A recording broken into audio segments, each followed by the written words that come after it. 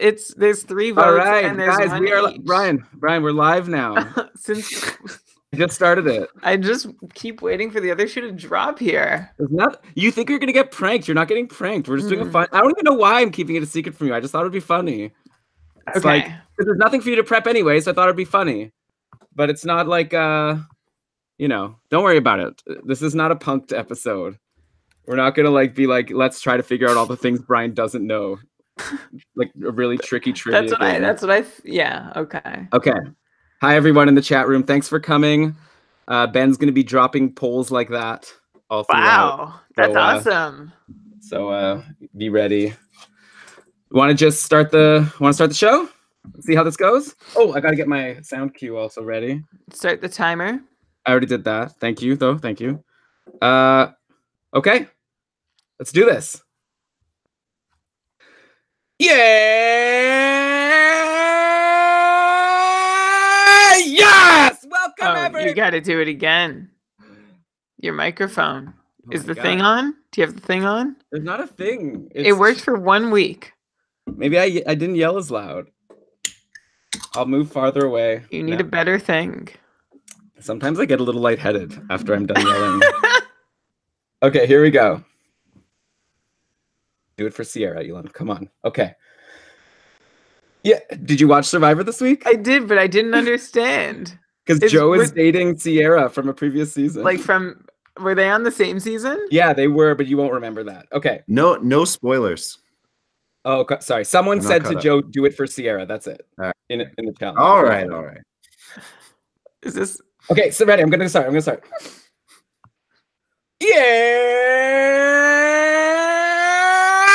Yes! Welcome, you did it again. All right. You're going to pass out by the time. We got a lot to do. Okay. I'll do it quieter. I don't know what to do. Back up. Okay. Why are you holding your phone? Because I'm going to do something with it. Okay. Yeah! Oh my God, guys. Yeah! Yes! Welcome, everybody! Oh, no. Sorry, Elon, I'm sorry, you're bringing the energy. Just maybe it's fine. Maybe it's I need to have a drink of water. Okay, maybe I could turn down the gain, but it's already so low. I think you're doing great, Elon. Everyone's cheering for you. Okay. Okay. You mute yourself. Everyone's saying it sounds fine. Brian's just pranking me. No, one person's saying it's... Oh, no, everyone's saying it. Okay. Okay. Yeah! Yes! Welcome, everybody, to another episode of the Keep It Karlsson Fantasy Hockey Podcast, the best fantasy hockey podcast in the world, hosted by two guys named Eric Karlsson and their keeper pools. I am your host, Elon Dubrovsky, and with me, as always, is not only one guest. So there's one guest as always, and it's the fantasy hockey robot, Brian Com. How dare you call me a guest? I'm a co-host, co-producer, co-creator, co-executive producer, and I'm so happy to be here with all our co-listeners. What everyone doesn't know yet, and I'm sure I'm in the dark. Usually I do so much preparation for these episodes, but I come on to Google Hangouts to record this episode, and there's Ben from Average Time on Ice, and there's a poll happening, and Elon's holding his phone in his hand. I have no idea what's about to happen. I've been given no information tonight. It's going to be a good one. Yeah, okay. This is a bit of a special episode. We're near the end of the season. So, anyone who still needs our advice is going to their fantasy hockey finals. I feel like you don't need our regular advice because you're obviously doing very, very well. And we're going to give a lot of advice as we go throughout the episode. We thought, let's do something fun. Let's get our friends from Average Time on Ice to help plan the show with us. So before I explain more about what we're going to be doing today, let's, of course, introduce the one person from the one person from Average Time on Ice, the amazing Twitter account that's here with us today, Ben Burnett. What up? Hey, Ben, thanks so much for joining us. You and Lewis and Jade have done a ton of work. So, Brian, how about I tell you... Oh, no. I'm going to keep you all in suspense for a little longer. Oh, we'll have to name this episode like the mystery show or something. So people won't, so they'll still be feeling the suspense right now while they hear me talk about how great the website dobberhockey.com is, because it's the best fantasy hockey website out there. We're very proud to be presented by them. If you are in your fantasy hockey finals going into next week, you need to be going every day to Dobber Hockey. Like, why risk it, right? Read the daily ramblings. Make sure you know exactly what's going on. Use the tools every day. It's the best. dobberhockey.com. We definitely need to make sure to keep the mystery alive, that we have a very mysterious name for this episode. Unlike past episodes like Montembeau Diddley, Yes We McCann, and Enter Sanheim, which were all very descriptive titles that gave away the entire show. Okay, well, you knew who we were going to talk about in those episodes, at least. One person. Yeah, okay. I definitely need to jump in just to thank Elon for giving me co-create, like the same status as Brian. And I just really appreciated that. Like, this is a one-take kind of show. We're supposed to be like, Brian made me yell yes like 5 times before he said it was enough to keep. So I was a little lightheaded at the start. So I'm sorry I messed that up, Brian. But okay, let's get into it. Brian, do you know what month this is right now? Last I checked, it was the Hebrew month of Adar 2. And do you know what the Gregorian month is? That would be March. That's right! It's March Madness, baby! And you know what that means? That means it is bracket season, and this whole episode is going to be Brian and I going through the brackets set up by the Average Time on Ice crew, and we're going to break down all of these categories and come up with an ultimate champion in each of these brackets. Ben, why don't I let you take it from here and explain the nuts and bolts of what's going to be going on today? Certainly. So in the off season, my partner Jade and I, like business partner Jade and I, created a couple of brackets for just ranking what we thought players might do, like prognosticating for the season that a lot of the patrons submitted, and we're looking forward to the season ending so we can tabulate those results. But what we did today was we looked at players that you might be interested in adding for the last week or last 2 weeks of your fantasy hockey pool. And we assembled 3 brackets of players who are owned in roughly, 30 to 50%, sometimes as low as 20, who are on a bit of a hot streak. I think our lowest owned player on one of the brackets is 6% owned. But basically, we're going to go through 3 different brackets: one for forwards, one for defensemen, and one for goalies, just to talk about. Shout out Dave Betton, who you'd want to be streaming in your towards the end of your finals. Yeah, so for each comparison, we're going to have this guy versus this guy. Brian and I, you and I will debate. If we agree, that player will move on. If we disagree, then we're going to be sending it over to the chat room, who will have to break the tie. Cody, I know it's exciting, yes, but let me do this. Okay, the chat room will be here, and they will break the tie. Ben is going to be posting polls for every single player comparison that we bring up. And, okay, maybe I should... Cody, what? Can Cody be a tiebreak? Yeah, I think Cody should probably be listening too. I didn't even know she was in here. Cody's a girl? Yeah. I didn't know that. Well, I never showed that part of her. Okay. So what was I saying? Okay. Brian and I will be debating each of these player comparisons and decide who moves forward. If we cannot agree, then Ben will send Cody. She's looking out the window and like barking at like cars driving by. Maybe I'll ask Dina if she can take her away. Not forever though, right? Yeah. Wow. She's really mad. And I'm like kind of stuck behind my thing. It's a whole production to get out of here to go get her. Cody, shut up. Okay, let me try one more time. I don't know, Dina. Oh wait, Dina's here. Thank you. Cody's like growling at someone out there. Thanks, Dina. MVP. Brian's calling you the MVP of the podcast. Okay. So no edit points so far, right? Okay, yeah. Yeah, this will be a challenge. Okay, starting now. No edits. So Ben, maybe I'll just start from after Ben said we're doing brackets or whatever. Okay, yes. So the plan is Ben is going to be presenting these brackets to us. We're going to be determining the ultimate champions in each of these brackets. So Brian, for each player comparison, for each matchup, it'll be you and I trying to come to an agreement on which player should move forward. If we cannot agree, Ben will be posting a poll in the chat room. So everyone here, you have a big job to do because you're going to be breaking the ties if Brian and I can't agree. And we're going to end up coming up with who is the best forward to stream for the next couple of weeks, the best defenseman. Brian, it's the stuff you like. Don't you love it so much on the podcast when you analyze a player and then I ask you, would you rather this guy or this guy? Isn't that your favorite thing? There's nothing I love more than ranking players. So let's get to it. All right. So Ben, where are we starting this week? So we're going to start with the forward bracket. And the way that we tiered this bracket was just by Yahoo percentage owned. We didn't pick like the top 12 players that were under 50% owned or whatever. We kind of picked we pick and choose who we thought would be good in the who people might actually want. So as opposed to somebody who's just like still owned from the start of the season, like maybe like Justin Schultz, like would be on a lot of inactive teams, so he has a higher ownership rating. Or we tried to look at people on the Leafs, right? Sure, yeah. So we tried to look at people who would like be actively owned or who you would really want, and then we tiered them we ranked them rather based on their ownership percentage. There are 4 players in each bracket that are going to receive a bye to the second round, so there are 12 total players ranked for each bracket. We're going to start with the 5 seed versus the 12 seed in the forward bracket. And that is going to be Michael Furland, who has 4 starts this week, versus the 12 seed, my baby boy, Pavel Buchnevich. Sorry. Oh, no. He's got 4 starts this week as well. Monday, Wednesday, Friday, Sunday, known to Stream Scheme listeners as Streamagami. Okay, so we're doing Furland versus Buchnevich. What did you say, Buchnevich? Buchnevich. You're the Rangers fans. Buchnevich. Okay. Buchnevich. Maybe it's like a TCH sound.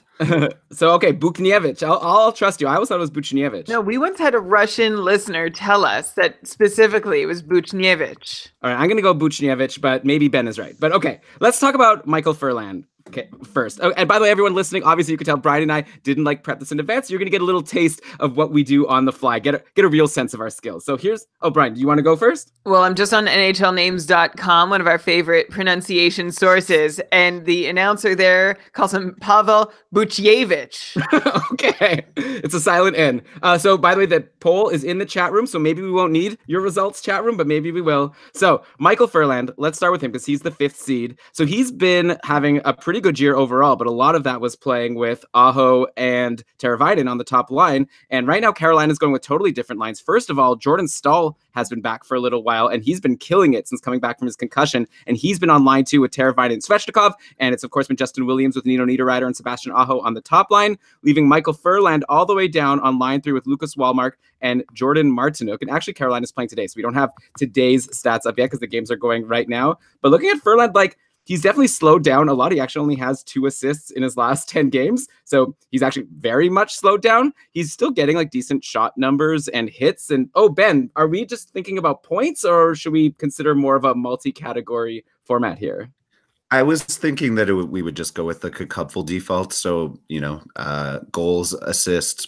There's no power play points, I guess, in cupful, but I think in general, when you're ranking these players, you're thinking you have to give preference to power play players just because that's where most production goes through anyway, and that's definitely built into cupful scoring. So okay. I think goals, assists, power play points, shots, hits, and blocks are kind of the skater categories that we'd be thinking about. Okay, let's just say we're going to go mainly caring about points, goals, and assists, but if it's close, then we could let the peripherals sort of break the tie there. That's how I'm going to think about it. So overall, Furland, 47-point pace on the season, 37 points in 64 games. But really, that's like a tale of 2 seasons. He was super hot before, and now he is pretty cold, but still on a Carolina team playing 4 games next week. And they have the other scoring goals. This team is good. So I don't know. I kind of like Furland. Brian, you didn't like Buchnevich. You did like Buchnevich at the start of the year, but then recently when we had Dave Betton on the show and Dave was saying he would prefer Buchnevich, or I think it was Nemesnikov, and you were like, why would anyone want Buchnevich? And Buchnevich actually had a pretty good week. So where's your head at right now with this matchup? So I'm into Buchnevich because he is once again playing with Mika Zibanejad, which when I was last into him at the start of the year, he was playing with Mika Zibanejad. He's played like 1 or 2 games with Zibanejad here or there since the start of the season, when he played like 3 of his first 4 games with Zibanejad, and then was bumped off to be playing with guys like Brett Howden and Jimmy Vesey and Vladislav Nemesnikov and Filip Chytil, who are not all bad players necessarily, but none of them are going to drive a line and carry other players with them like Mika Zibanejad, or at least like maybe Buchnevich doesn't even need to be carried. He just needs to play with someone who is really good at hockey, which is reasonable.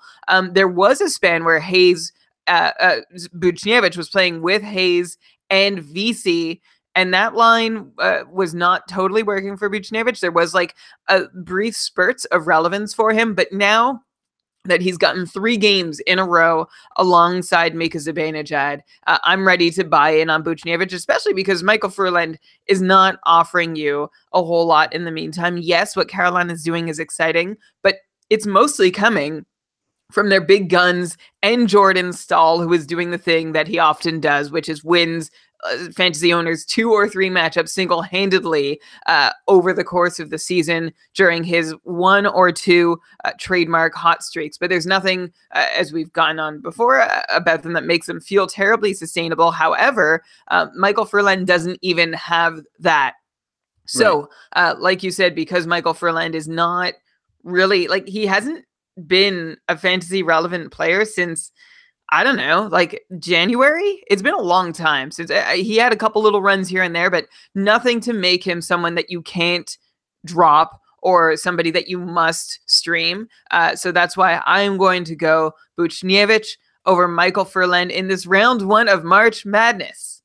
Okay, so that would be a big upset, right? Because Buchnevich, I believe, was the 12th seed, and Furland was the 5th seed. This is according to Yahoo percent owns. And like Michael says in the chat room, like he'll take the higher floor that Furland offers with his peripherals. Like you're getting something from him. I know we said we want to lean offense. Buchnevich, by the way, points in 3 straight games. Like you said, he's playing with Mika Zibanejad. The funny thing is Zibanejad doesn't have points in 3 straight games. Like Zibanejad's been ice cold lately, actually. He only has 4 points in his last 10 games, but Buchnevich has been turning it on. And Brian, do you know the name of the other person that's lately been playing on the top line with Buchnevich and Zibanejad? I do. In the most recent game, it was Brendan Lemieux. Yeah, so here it's his Claude Lemieux's son or nephew. There's some relation. That's cool. Okay, so if you're in a super deep league and you're like, I wish I could have Buchnevich or Furland, maybe then take a look at Brandon Lemieux. And maybe for completion, it's been Shattenkirk back on the top power play, and he's got a bit of a point streak going as well. Brian, you take Buchnevich.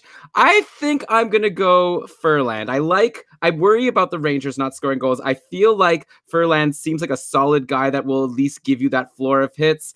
And Buchnevich, I could see him like changing lines, and especially in a league where you have limited ads, I'd be scared about adding Buchnevich. And also, I really want to check out this tie break. So Ben, it looks like we have a tie. Can I share a few more arguments for Buchnevich, who like at times through the season had been a really spotty shooter, but he has 2 or more shots on goal. This is Buchnevich in 15 of his last 16 games, which is not something we're used to seeing from him. So that's exciting. And not just 2 or more shots. In his last 2 games, he has 5 shots against Toronto, 4 shots against Detroit. So we're seeing him finally. I mean, he's had decent ice time, but like he saw 17 minutes against Toronto, 19 minutes against Detroit the night before. So now that he's getting the ice time in the line mates, I'm excited. I do concur with you that just because a player is with Mika Zibanejad makes no guarantees, right? And I don't remember when Jimmy Vesey was playing with Zibanejad and we're like, oh yeah, Zibanejad is like, he can take anybody with him and make success. And then that didn't quite happen for anybody who picked up Jimmy Vesey on the tail end of his streak. And then he just tailed off entirely. So yeah, it's not a guarantee that that Pavel Buchnevich is going to produce just because he's with Zibanejad. However, he's shooting more, he's pointing more, he's playing more, he's got better line mates. And I get it that if you're looking for hits, you want Furland, but we used to also be able to say if you wanted shots, you could look to Furland, and I don't even see that to be true right now. So I am sticking by my man, Buchnevich. Brian coming in hot. This is, by the way, everyone with no prep. Brian just did all of that off the top of his head. Brian, don't forget we have 3 brackets of 12 players each. So, I don't know how much more time we want to spend on Buchnevich versus Furland. I'm going to stick with Furland. What does the chat room say, Ben? Who's moving forward?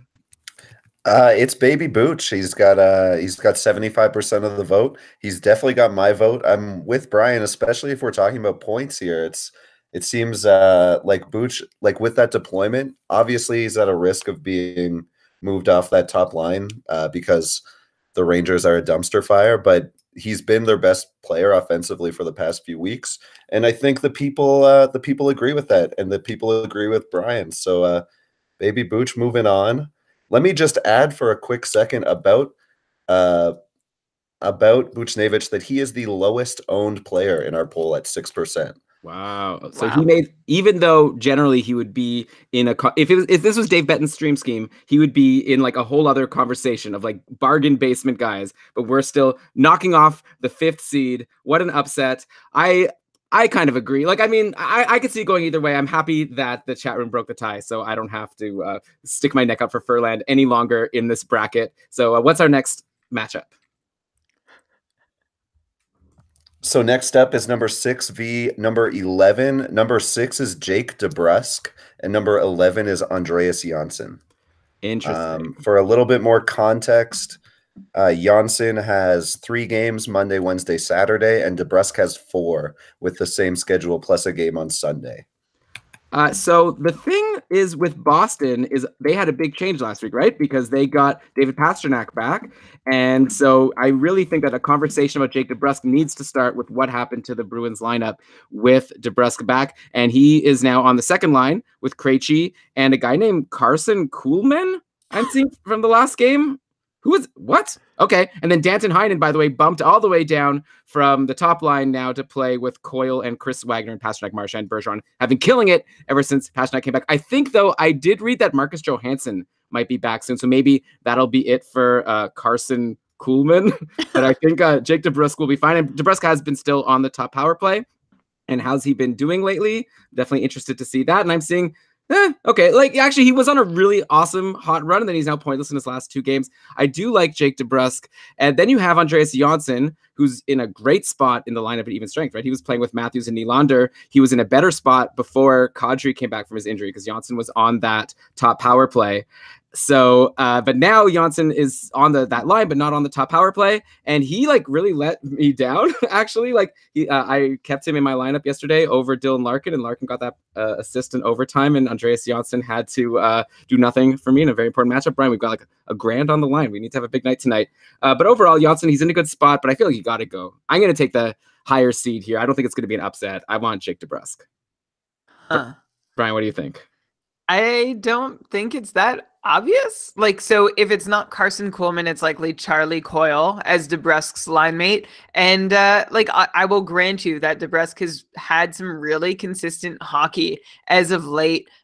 Since like mid-February, when he had 9 points over 4 games, he's stayed in the conversation. He hasn't gone without a point in 2 straight games. That is until the last 2 games he played against Florida and Boston. And surprise, surprise, those were a couple games where he was no longer playing with such. I guess he never really got a huge deployment boost with Pastrnak out. Elon, can you just repeat for me again? Did DeBrusk get did his power play deployment change? No, he's still on the top power play. He's been on the top power play this whole time ever since he came back from his injury. I just feel like he's had like really great stretches throughout the year, and like this Leafs team right now, it's a little bit concerning. Like they just lost to the Rangers. I know Georgiev had a big part in that, but I just don't know if like Andreas Janssen, even just like Buchnevich, he also is someone who I'm a little more nervous about holding that deployment. If the Leafs fans convince finally Babcock to shake things up, because I know people are getting very mad at Babcock. So I don't know. I just feel like it's not like a slam dunk for sure. It could definitely go either way. I guess a lot of these matchups are gonna be the kind of thing. It'll be fun to see how many we get right or wrong. But I just feel like if it was up to me and I had both of these guys in free agency, and also didn't you say, Ben, that Boston plays 4 times next week compared to Toronto's 3? So yeah. So if that's the case, then definitely I'm gonna let that break the tie for me, and I'll take the Jake DeBrusk extra game. So I want to take the Jake DeBrusk game, extra game too. I'm just like it. I'm really swept up by deployment, right? And I'm also looking at DeBrusk, just 4 shots over his last 4 games played, which isn't great. Yeah, But Brian, actually, I have a question for you about that Yeah. because I was so concerned about Zach Parise having like no shots in like 3 games in a row, and then I dropped him in the cupful, and then he went ahead and got like 4 shots the next game, and 5 shots the next game. Like, does it really matter? Like, who cares what he did in the last 4 games? Like over the season, we've seen that he's a big. What he's been doing over the whole season probably is more of a predictor of what's going to happen next game than over the last 4 games, right? Unless there's been a change in deployment, which there doesn't seem to have been. He's playing with Krejci. He's playing on the top power play. So you're right on one hand that we're going to look at the whole season instead of the last 4 games. With Parise, I'm pretty sure I told you, don't worry. Like, it doesn't matter what Zach Parise did in his last 3 games because Zach Parise has an entire career of shooting. Yeah. And especially this season, he's been lights out, whereas DeBrusk has been kind of hit or miss. Like, he's had these runs where he's had 5, 6, 7 shots on goal. And he's had these runs where he's had 1 or no shots on goal. And it's all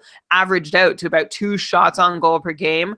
That said, for all this bad talking Jake DeBrusk, I am going to go with him just because even with this top line deployment, Andreas Johnsson has not shown himself to be a dependable point scorer, right? He's had a few runs, but nothing to say that he is going to, like, even like once every 2 games, you can't count on him. It seems like he's either hot or he's cold, and right now he's cold. So I will go ahead and take the extra game from Jake DeBrusk. We agree. Okay, so DeBrusk joins Buchnevich in the, what is it called? The Great 8? It's Sweet 16, I know. What is it for the final 8? Elite 8. The Elite 8. Okay, let's go to Brian. I'm starting to get nervous that we're not going to finish all of our brackets, but let's just see how far we can go. If you need to go take care of your baby at some point, maybe I could just do the show with Ben after 10 o'clock or whatever. What do you first you call me a guest, then you tell me to leave early? Not leave early. I'm worried we're going to go too long. What am I, your family?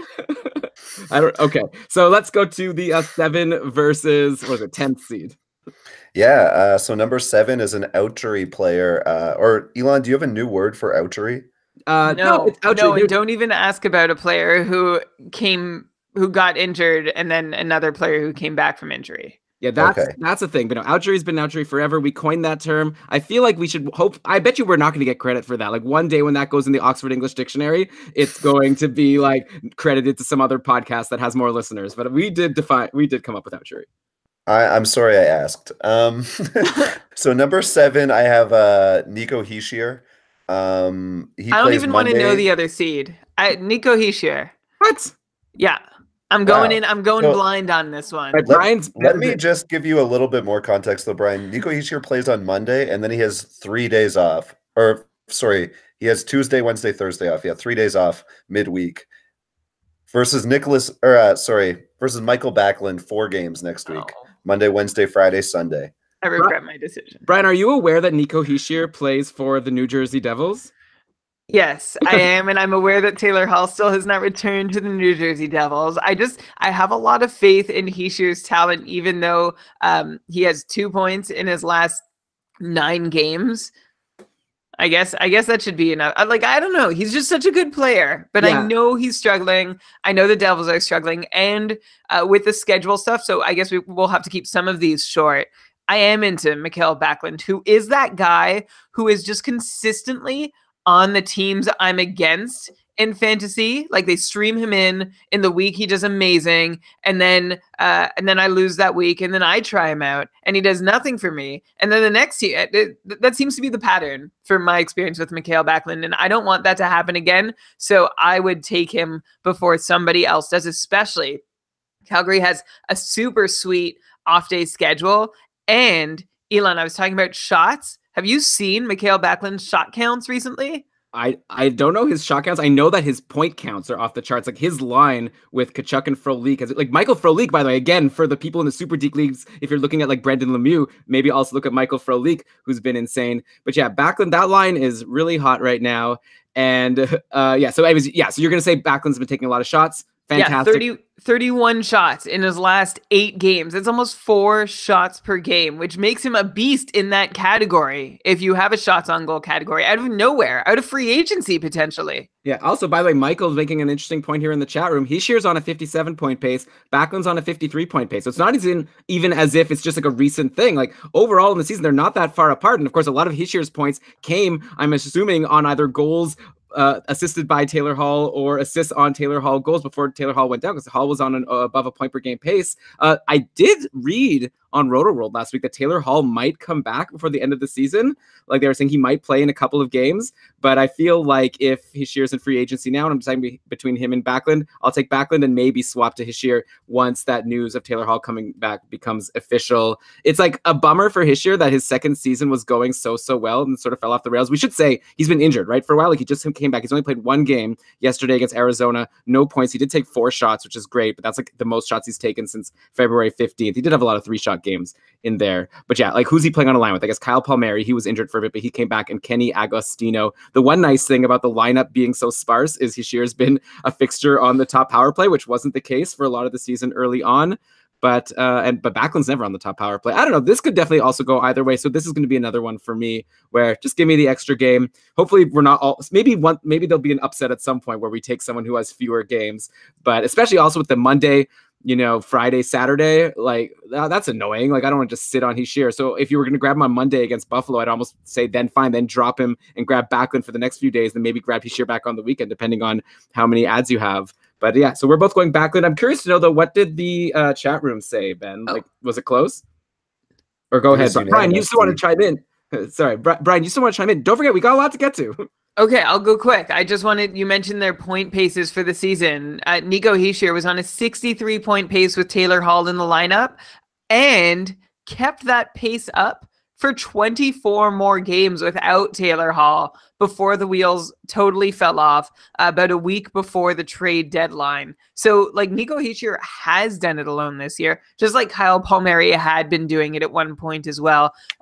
Unfortunately, it just could not sustain, and that's why I am going to go with Mikael Backlund. Even if I almost wonder, Elon, I guess we shouldn't not account for schedule because it's such an important piece, but people might just be wondering if all things were equal, and I would go Mikael Backlund just because those shots seem so reliable right now. Yeah. And of course, your famous analogy of like the bus comes a lot more often for the Calgary Flames, the New Jersey Devils. There's a lot more goals happening, so a lot more opportunities for Backlund to get in on a goal. Goals are sparse and few and far between on New Jersey. They're definitely playing a defensive game, though I guess maybe I'm basing that on it was a torture watching the New Jersey Arizona game yesterday just because I needed to root for Darcy Kemper. I thought it'd be a fun way to spend my afternoon. That was a Snoresville game, and I apologize to the Arizona New Jersey fans. It was especially annoying because then Kemper, first of all, Arizona had a power play in overtime. They couldn't score. Then they had like 3 times in the shootout where they just needed to score a goal and they would have won the shootout. And then New Jersey ends up winning. And frustrated. Kemper's having a great week, and he has no wins in the end because Arizona forgot how to score. All right, so Ben, I guess we have our last matchup before we go to the Great Eight, the Elite Eight. We do, and it's a keeping Karlsson favorite at number 8 is Alex Tuch versus number 9 JT Miller.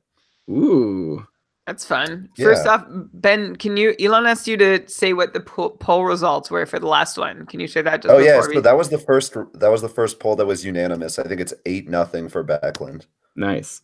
And who would have seen that one coming? Like, if you have Hischier, drop him for Backlund, right? This isn't even just a question of who to stream. Anyway, we have Tuch versus JT Miller.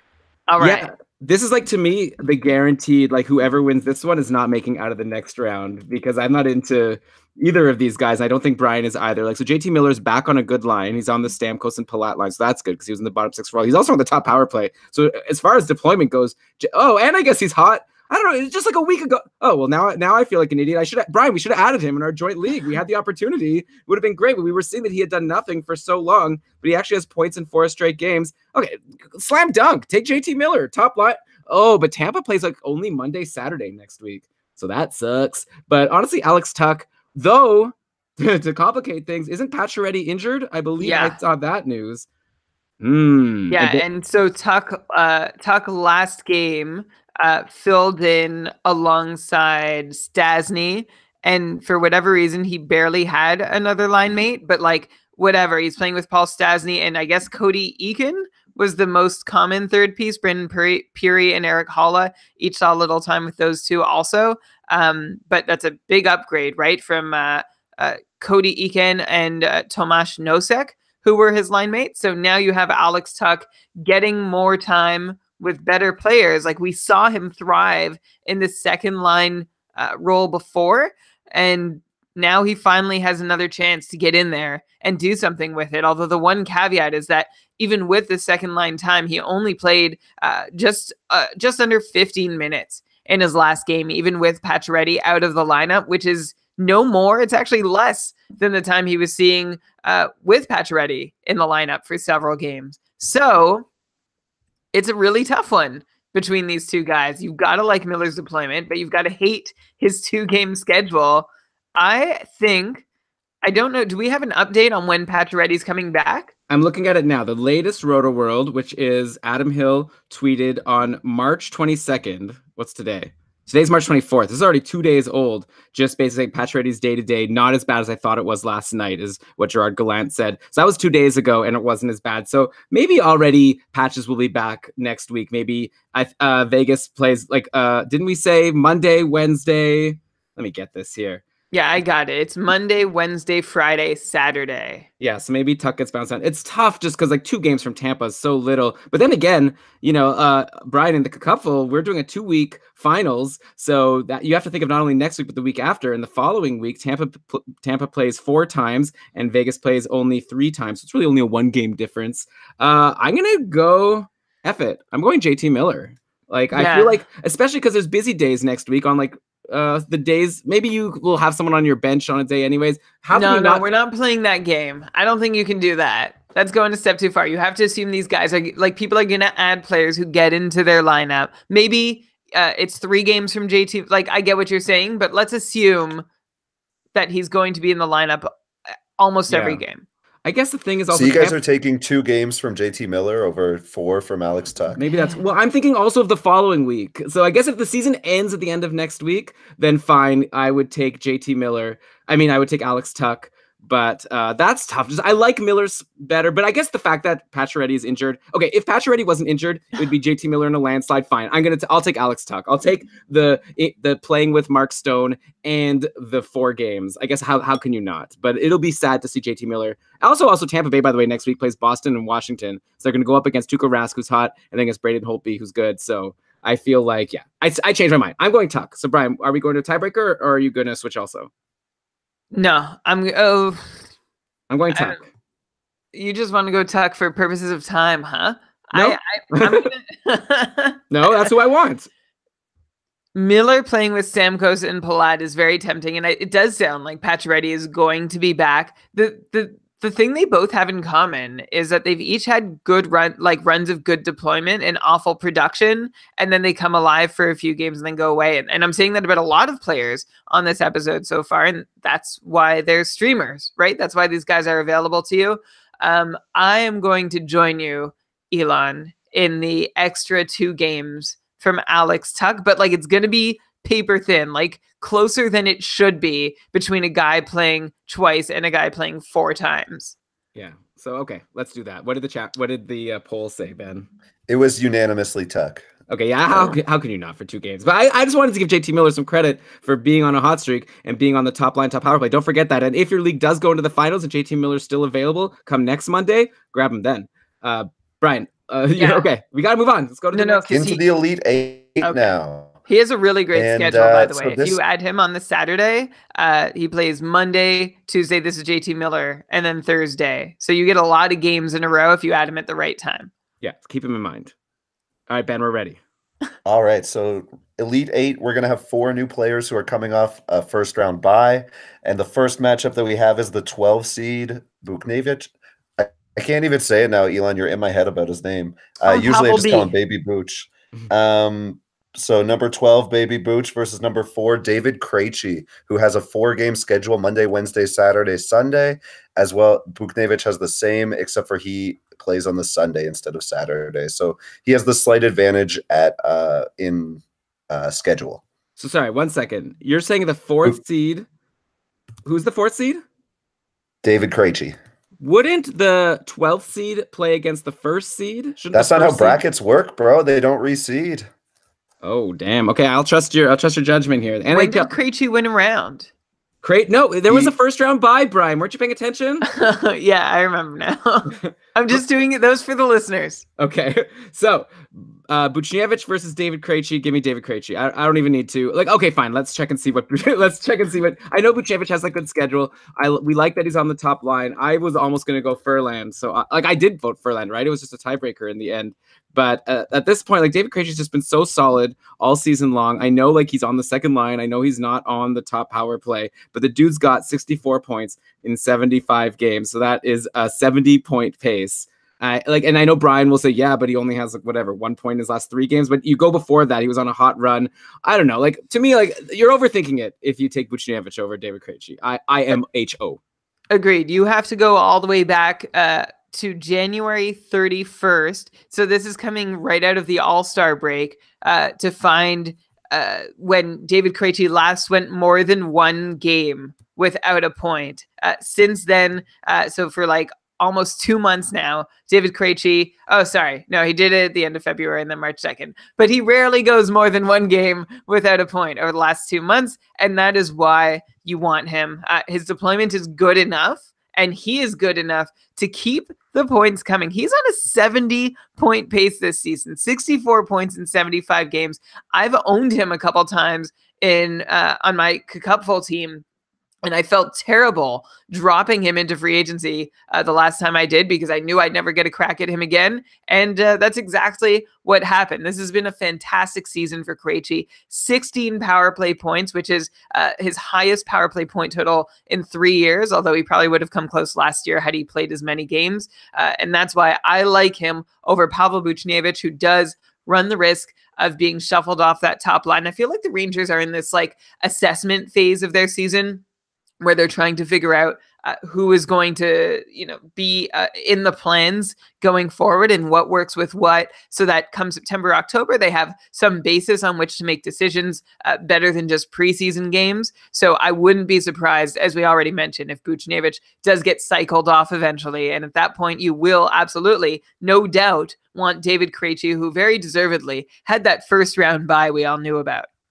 Okay, yes. So I'm assuming that the chat room agrees. This would be good job for Buchnevich getting out of round 1, but you're not going to the final 4. No chance, right? That's right. So that's unanimous. We're moving on to the next matchup. Actually, do you mind, Ben, if we take a quick second before we go to the next matchup? Not at all. Sorry about this, but I really want to take just one quick second to thank a sponsor for this week's episode, which are our friends over at SeatGeek. Buying tickets online, it's not always so great. You got all these different places, varying levels of reliability. What's a guy to do? Well, I'll tell you what you can do. You can go to SeatGeek, because they are a reliable place. They've got hundreds of places where they pull tickets into. Okay, no, they pull millions of tickets into one place. I said hundreds, what an idiot. They pull millions of tickets into one place. You can easily find the seats you want for the price you're willing to pay. There's nothing quite like being there in person, especially now, right? You've got these really important regular season games. Right now, Ben, you live near Calgary, right? You could go see, I already know the answer, so I'm just gonna keep going. He lives near Calgary. The Flames, they've probably clinched a playoff spot, or if they haven't, then they will any day now. But they're in a really tough battle, because top of that division is gonna make a big difference. Otherwise, they're gonna have to play Vegas in the first round, and that'll be really tough. So those are gonna be some really exciting games over in the Saddle Dome. Is it still called the Saddle Dome? Is that, or is that? Yeah, I think so. Yeah. Oh, the Scotiabank Saddle Dome now. And actually, one thing that I'd like to do right now. So anyways, how I said enough about SeatGeek. It's a great place. You go, you could get this app also to browse around and see what else is going on. In fact, I could take out my SeatGeek app right now, which is something I like to do. Let's say I was going to Calgary. I want to hang out with Ben. I want to just think fun with him.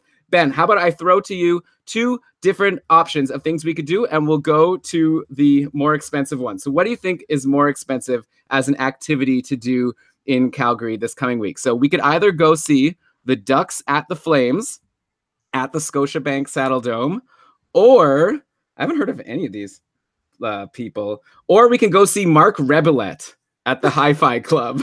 What? I don't know. There are all these artists, and I didn't recognize any of them.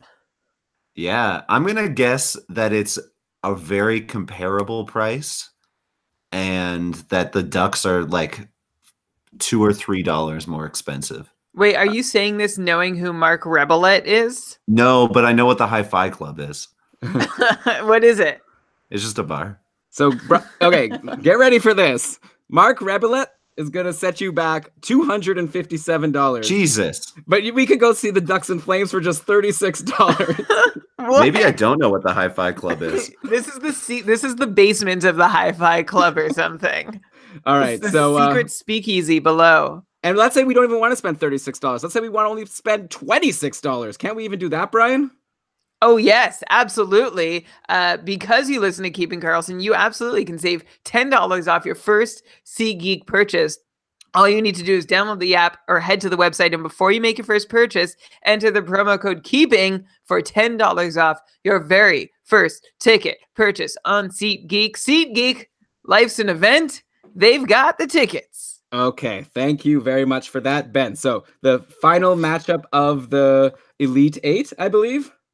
No, we got a few. No, it's the second matchup, I think, of the Elite Eight. Gosh, we got lots to go. I just wanted you guys to know that Mark Rebelet is also known as the Loop Daddy. And I think that's really important context to add. Our next matchup is number 6, Jake DeBrusk, who beat out Andreas Janssen, going up against a different type of Janssen, Tyler Johnson, number 3 seed.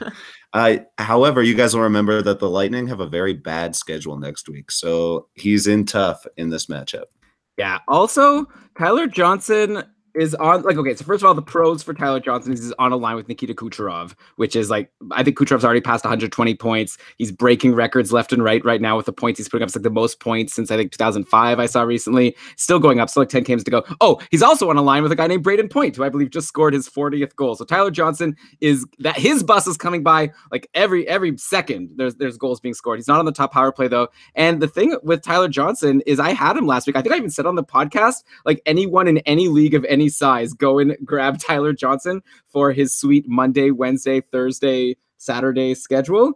And he rewarded the listeners with like 1 goal. He scored on, I think, Thursday, and that was it. He did nothing against Arizona on Monday, nothing against Washington on Wednesday. He scored against Carolina. So even on this good line, and even though Braden Point and Nikita Kucherov have been just fine, but I think Point also went pointless in 2 games. So that was a bit of a bummer. But yeah, I just don't think Johnson is super reliable, plus the bad schedule. Plus, I think I like Jake DeBrusk as a more reliable option anyway. So to me, this is an easy one.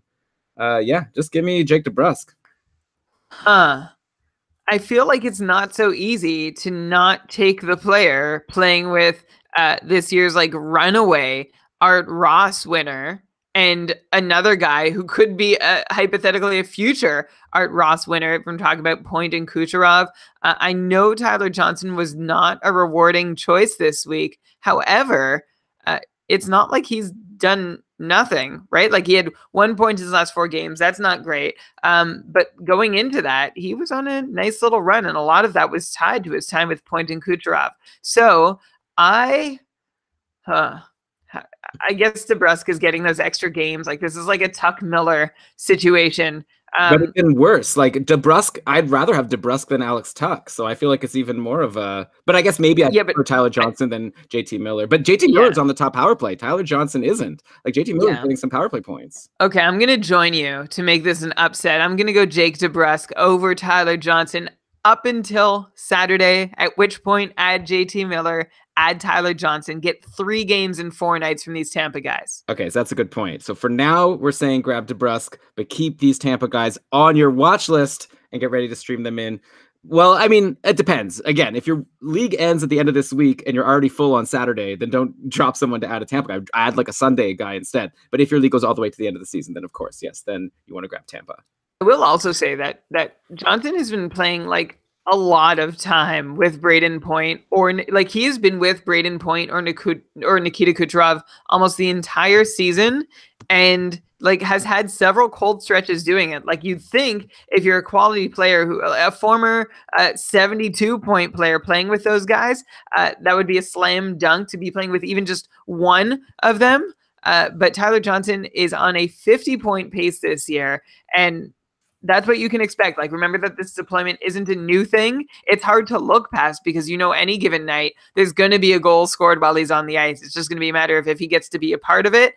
Unfortunately, he has not been a part of a whole lot of the goals scored while he's on the ice this year. His IPP is just above 50%, whereas the last couple years it's been, for most of his career, it's been between 60 and 70%. So that's one of the reasons he's not cashing in, or not one of the reasons. It's one of the illustrations of the ways in which he's not cashing in on these great line mates he's got to play with. So I think a lot of people who were listening to our show recently were like, oh yeah, he is playing with Point and Kucherov. I better go grab him. Just remember that's been the story for a lot of the year, and he has not made a whole lot of it. Yeah, I feel like last week it made so much sense just because there was such a dense Tuesday, Thursday, Saturday schedule. So if you were able to get Taijo for Monday, Wednesday, it seemed like a no-brainer. Then he did nothing. But okay, so we're moving DeBrusk, the miracle run of Jake DeBrusk. 2 upsets in a row. Oh no, I guess he didn't have an upset in the first time. Okay, so this is an upset, and let's go to our next matchup.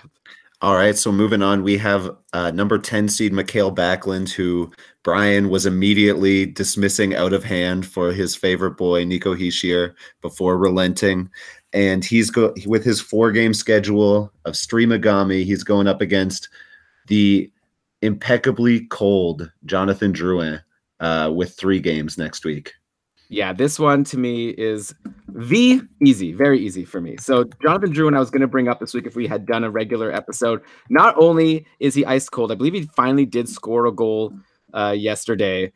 And my Habs friend Michael was like, it's a miracle. Oh no, it wasn't even yesterday. It was like 2 games. He scored against the Islanders, I guess on Thursday or whatever it was. Oh yeah, Habs are playing today against Carolina. So who knows if Drouin will do something before that. But like Druin's just been so bad lately. Before that 1 goal, 1 assist game against the Islanders, he had I can't even count this many off the top. Like it looks like 8 or 9 games. 9-game pointless streak. He was -7 and only 14 shots.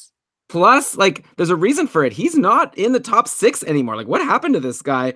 So right now, the top line, when I look at the lineup, I'm seeing the top line has been like Gallagher, who's been insane. And I think, has he broken 40 goals yet? If not, he's going to do it very soon. Gallagher, Deneau, and Thomas Tatar has been the top line. And then it's got to be like Domi, Lehkonen, Andrew Shaw as a second line. I don't know. Or maybe, I don't know, middle 6, Drouin with Kotkaniemi and Armia. But like, we're not seeing good line mates for Drouin. And I just don't see a reason why you would want to not take the red hot Mikael Backlund over like a 3rd line cold streak Jonathan Drouin, who's been like a huge disappointment in the second half of the season. I think this one's easy. I will also easily agree with you. I would even take Nico Hischier over Jonathan Drouin if he was still alive in this bracket. A reason to not like Jonathan Drouin at all is what you said, Elon, that he's not in the top 6. And just to drive home that point, his last 3 games, he's seen 12 minutes, and 11 minutes of time on ice. And you can see his deployment started like faltering in February. And then really since the calendar turned to March, he's been looking more like a middle 6 guy at best than a top 6 player. So that is why I am 100% for Mikael Backlund. Jonathan Drouin has just done not enough for too long. And Elon, you mentioned Brendan Gallagher. He's up to 33 goals. I don't think he's going to get to 40 this year. He's on pace for about 36. It's crazy though. Like this is a career high in goals for him. And yet he's not, like, he's only on pace for 55 points. Last year he had 54 points with a couple fewer goals. A couple years before that he had a 62 point pace. And a big reason for that is line mates. Like his team's on ice shooting percentage isn't even bad when he's on the ice. It's just there have been fewer goals scored while he's on the ice, and not a lot happening on that power play. Brendan Gallagher has just 7 power play points this year. Compare that to 17 power play points last year. So if his power play production had been able to keep up, no problem, he'd be setting a career high in points. Unfortunately, a career high in goals for him this year is tempered by just 18 assists, which would be the lowest total of his career since his rookie season. Yeah, Gallagher, I think he's going to be a good sneaky guy to grab for next season. Like if you take a look lately, I'm looking at his quarterlies right now. He had a really bad second quarter of the season, only 10 points in 22 games, but he had 16 points in 20 games in third quarter, and I'm seeing 11 points in 14. Like he's pacing at like close to a 65, 70 point pace over the second half of this season. He just had that one bad quarter, which brings him down to like a 55 point pace. But going into next year, I feel like Brendan Gallagher is starting to get deployed as like the best player on this team. And I think he'd be a guy I'd love to get in drafts late next year if I can. If people are only looking at him as a 55-point guy, he's been awesome. But Druin, not so much. I don't know what's going on with this guy. Like, he was supposed to be a future superstar in the league, and if he can't even make it to the top 6 on the Montreal Canadiens, then we have big problems with Jonathan Drouin. And no shade at the Montreal Canadiens, who are fighting for their playoff lives today, and Columbus will play later, and there's going to be 2 big games to see who's going to make the playoffs. But yeah, like, just Drouin, like, what happened to this guy? We don't have time, so he's gone. And Mikael Backlund, we've already discussed. So there we go. So we have one more player that got a bye into this round. Yeah, so this is the Alex Tuch matchup for the Elite Eight, and he's going up against our number 1 seed, Travis Konechny. So Konechny plays, his first game this week is actually on Wednesday, but he plays Wednesday, Saturday, Sunday, and then Tuch has the Monday, Wednesday, Friday, Saturday schedule. Okay, I guess before we talk about Konechny, Brian, you were right. I was wrong. I don't even think you said this on the show. You just messaged me about it. But like, sorry if anyone like grabbed Travis Sanheim for last week. That did not go like especially well. He hasn't or at all well. I mean, he's been playing like 26, 22, 22, 23 minutes a night. Like, he's getting huge minutes. He's on the top pairing. Philly has not been scoring a lot of goals. Philly lost 3-1 to Washington today. Like, Philly had a nice stretch where they were scoring some goals, and that's ended. And we don't need to go. I don't know. We could go into that for Travis Konechny, but yeah. So Travis Sanheim, a huge bust. Obviously, drop him now. And I'm assuming you did beforehand, and you were like swearing at me as you did it. As far as Travis Konechny goes, he's on a terrible line. Oh, that's maybe a harsh thing to say, but like, he's playing with Scott Laughton and Ryan Hartman on the third line. Ugh. He was with Giroux for most of the year, but Giroux's been playing with JVR and Couturier, and then we've got Voracek with Nolan Patrick and Oscar Lindblom. I prefer all of these guys over Travis Konechny. Konechny also plays on the second power play. You take a look at what Konechny's doing lately. It's nothing. Oh, wait, no, that's Travis Sanheim. Sorry, let me see what Konechny's doing lately. They both started with T, so I just thought that I was like, oh, they're both Travis's. But so Travis Konechny, also nothing in his last 4 games. He had a bit of a run before that, but I don't have any faith in him. And give me Alex Tuch, especially while Pacioretty's injured. I think that one is a slam dunk. Give me AT. Yeah, there's really no reason to like Travis Konechny. He hadn't produced with good deployment this season, which we thought he could do. He played a big chunk with Couturier and Giroux, and then he played a big chunk with Van Riemsdyk and Giroux, and was only spottily relevant through those times. And now, like you said, Elon, playing with a laugh of a line featuring Scott Laughton and Ryan Hartman. Not somebody you want to have on your roster, because if he wasn't producing before, there's no indication that he should produce now. However, I still, like, I'm just going to put out there, he just turned 22 a couple weeks ago. Happy belated birthday, Travis Konechny.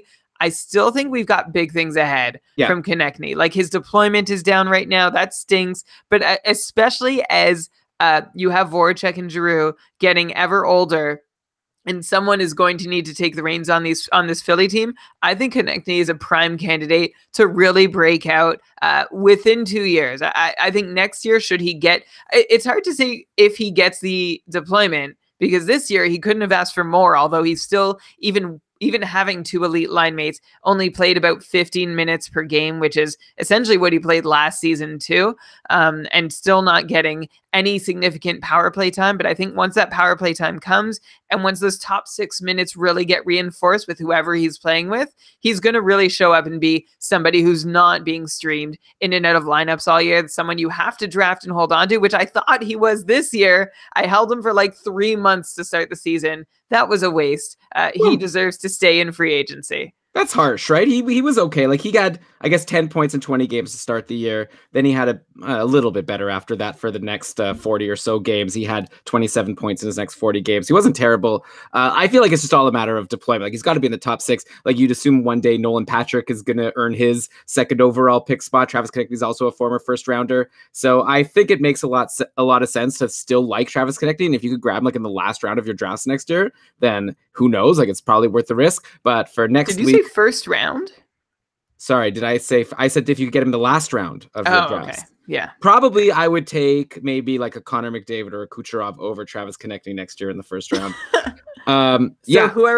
Who's passing him in? Who's moving on in the bracket because we don't like him? Alex Tuch, because we like him.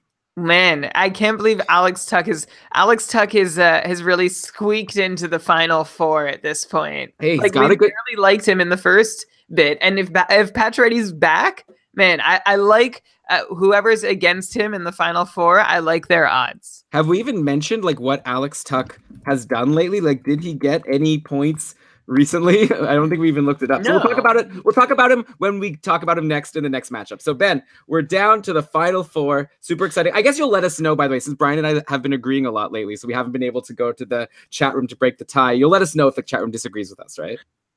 I think what's going on right now is that a lot of the there was a lot of upsets by the seeding, but it was all common sense, kind of like the players that we kept, that we kind of pushed up that have lower ownership.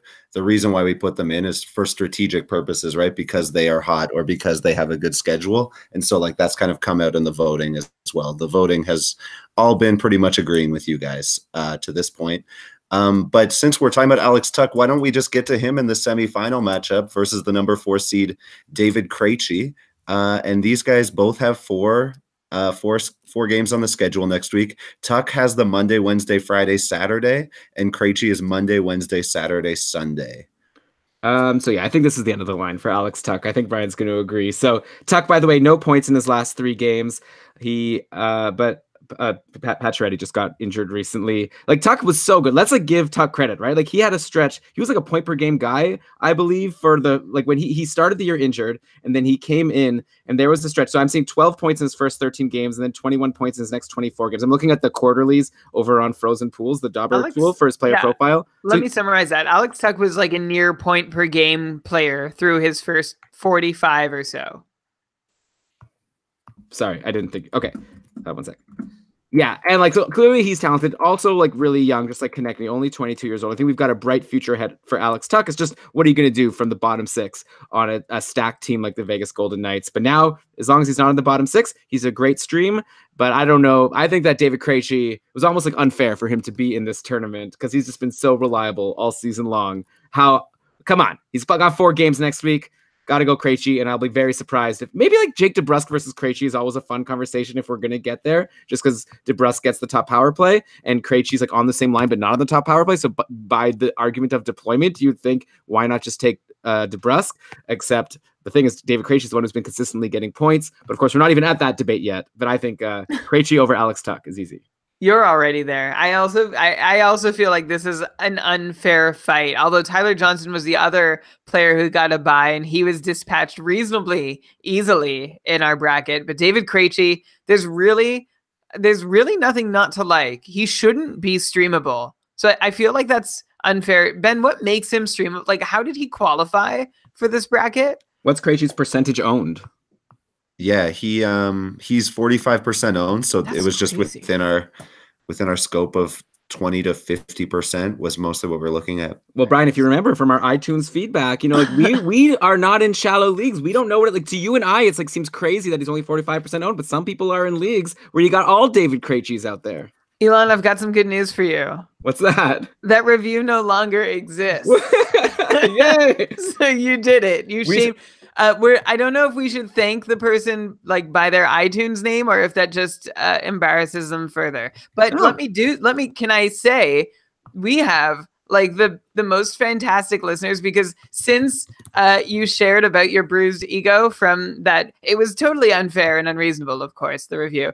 But PJ, aka Medal of Connor, 5-star review. Tristan over in Vancouver, 5-star review.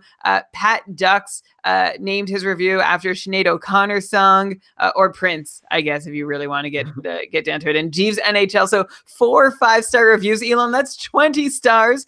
And if you subtract, what's happening? Like we gained one sort of with a lot addition by subtraction. So thank you to our list. Elon can sleep tonight. Wow, you know, I'm overwhelmed right now.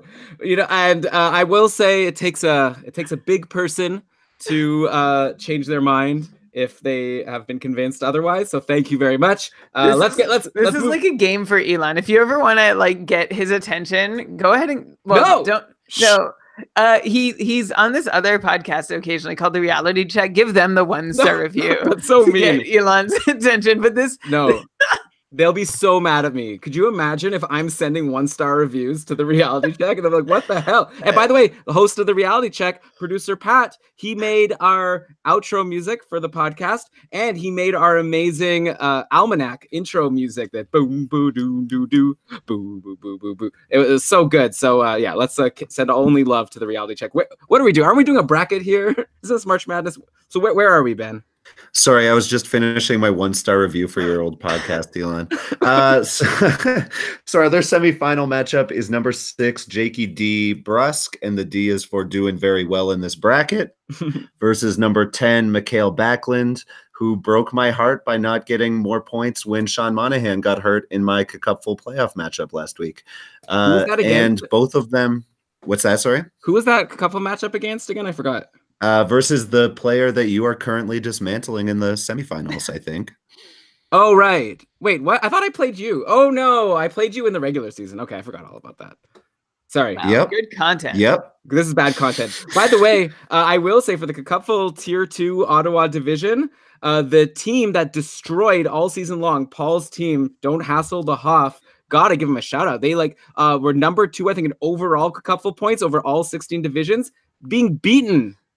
He's going out in the semis to Jesse's team.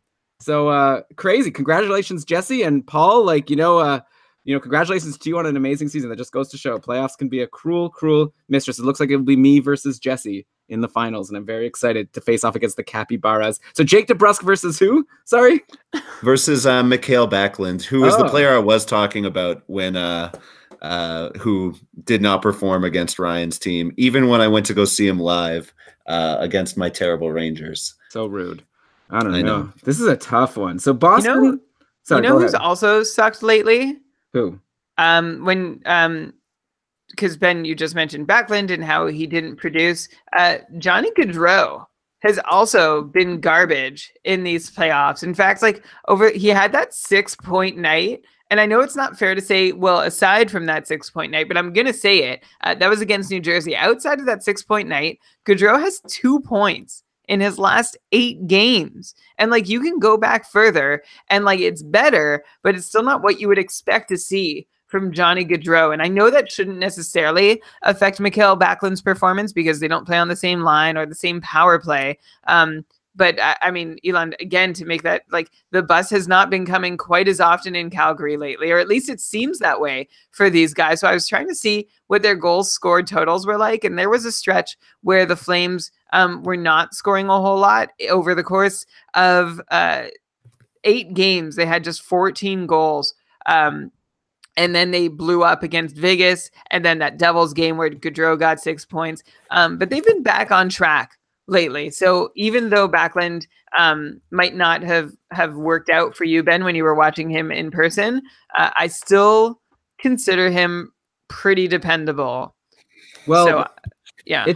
It's interesting, Brian. So Calgary, Backlund has been fine. The reason why they've scored so many goals is because of that Backlund line scoring all of that. Because you're saying Johnny Gaudreau. Obviously, we're not going to suggest for anyone to drop Gaudreau. You're holding on to him and hoping that he just bounces back. What about an Elias Lindholm, though, who is still above a point per game on the season? He's at 77 points in 75 games. Lindholm pointless in 3 games now. And yeah, aside from that Devils game, I'm seeing only 1 assist in his last 11 games. So when Gaudreau goes cold, so does Elias Lindholm. So that is definitely a concerning person to hold. And Lindholm maybe is someone you could consider dropping going into your finals, but probably not next week, especially with Calgary having the stream Gami Monday, Wednesday, Friday, or what is it? Monday, Wednesday, Friday, Sunday schedule. Anyway, what's a stream? Is that stream plus origami? Yeah, Brian, man, the Stream Scheme is a podcast hosted by our friend named Dave Betton, who was on the podcast a couple of weeks ago with you. And a Streamgami is this magical thing that happens every once in a while on the fantasy schedule where you play Monday, Wednesday, Friday, Sunday. Mwah! That was my Dave impression there. But why is it Streamgami? Look. Okay, why is these are all just words why is the sky blue? Yeah, I think it's related to scorigami. This is my guess. Dave, I think, might be in the chat room, but scorigami is a term used for when a football game ends in a final score that has never been recorded by the NFL before. Ooh, that's cool. So it's a unique. I think it's meant to relate to a unique outcome. Here would be a fun trivia question. When's the last time the NHL has had a score-gami game where there's an NHL game with a score that has never happened before? That must be like sometime in the 60s or 50s. Like I feel like we've seen it all by now. Okay, so what are we doing here? Backlund versus Jake DeBrusk. I think it's really close. Let me take a look now. They're both playing 4 games. Let's take a look at who these guys are playing. Calgary goes against Los Angeles, not a good team, right? Dallas. Ben Bishop's been great, so I guess that's a tough matchup. Anaheim, not a great team, and then at San Jose on Sunday, who's like a good team, but of course San Jose, they have good defense, but Martin Jones is shaky. Okay, and then we're going against Boston, who plays Tampa, the Rangers, Florida, Detroit. So I guess Rangers, Florida, Detroit should be easy-ish games to score goals, though I guess that wasn't so easy for the Leafs to score against the Rangers yesterday. So they seem like pretty similar strength of schedule, so that's not helping me break the tie. Oh man, my gut tells me to go with Jake DeBrusk. I just feel like Mikael Backlund is like super hot and cold. I know like DeBrusk is also, so this really to me is kind of like a coin flip, but I feel like anytime Backlund goes hot and then I add him, he goes cold. And I feel like right now, if anyone's going to add Mikael Backlund, now it's going to go back to Calgary having the top line with Gaudreau and Elias Lindholm and Monahan getting points. And then that second line maybe going cold for a bit. So I don't know. This is tough for me, but I'm going Boston. I'm really curious to see what the chat room is going to pick for this one and also what Brian's going to pick. Well, I agree. Like that's exactly what I said, or I agree with the point that you said whenever you add Backlund, he doesn't do anything for you. Like I feel like we are both starting to take this a little too personally. Yeah, this is really close. And like you said, schedule can't decide it. I think I am actually going to go with Backlund. Just going back to those shot counts. If he's not doing anything for me, at least he's putting shots on net, which has, like I said, not been true of DeBrusk lately. 3 out of his last 6, he's put no shots on goal. The other 3 games, he had 2 shots on goal, which is okay, but it's not much. So yeah, put me down for Backlund. I disagree with you. I know Backlund's line has been carrying the Flames to some extent, and that's not going to continue. Like at some point, you figure Gaudreau and Monahan are going to get and Lindholm are going to score. Team's going to get the lead, and Backlund's line, will be tasked with also producing more offense, but we'll still be asked to be very defensively responsible. Both these guys, there's really not much to choose from between DeBrusk and Backlund. They're both on point paces. Backlund's on a 53-point pace. DeBrusk is on a 47-point pace. DeBrusk has played 10 fewer games. Not that it affects point pace, but if you're looking at the rote point totals, it might change your perception. But yeah, I'm not going to change my mind. I can keep thinking about this, and we've talked about both guys a lot. I am going to take Mikael Backlund over Jake DeBrusk. All right, so then it's going to go to the chat room to decide who the winner is. Ben, who's going forward? Let me just refresh here. We'll edit this one. I have to. You just reset and just say it's Mikael B. Oh, wait, Brian was talking. He wins with 60%. Sorry, can you say it again? Now, because Brian interrupted you. I'm sorry. It's Mikael Backlund with 60% of the vote. So the fans agree with Brian. Oh man, I'm losing all the tiebreakers, but that's okay. Which gives us that gives us Krejci versus Backlund in the finals. Okay, well I'm going Krejci. Me too.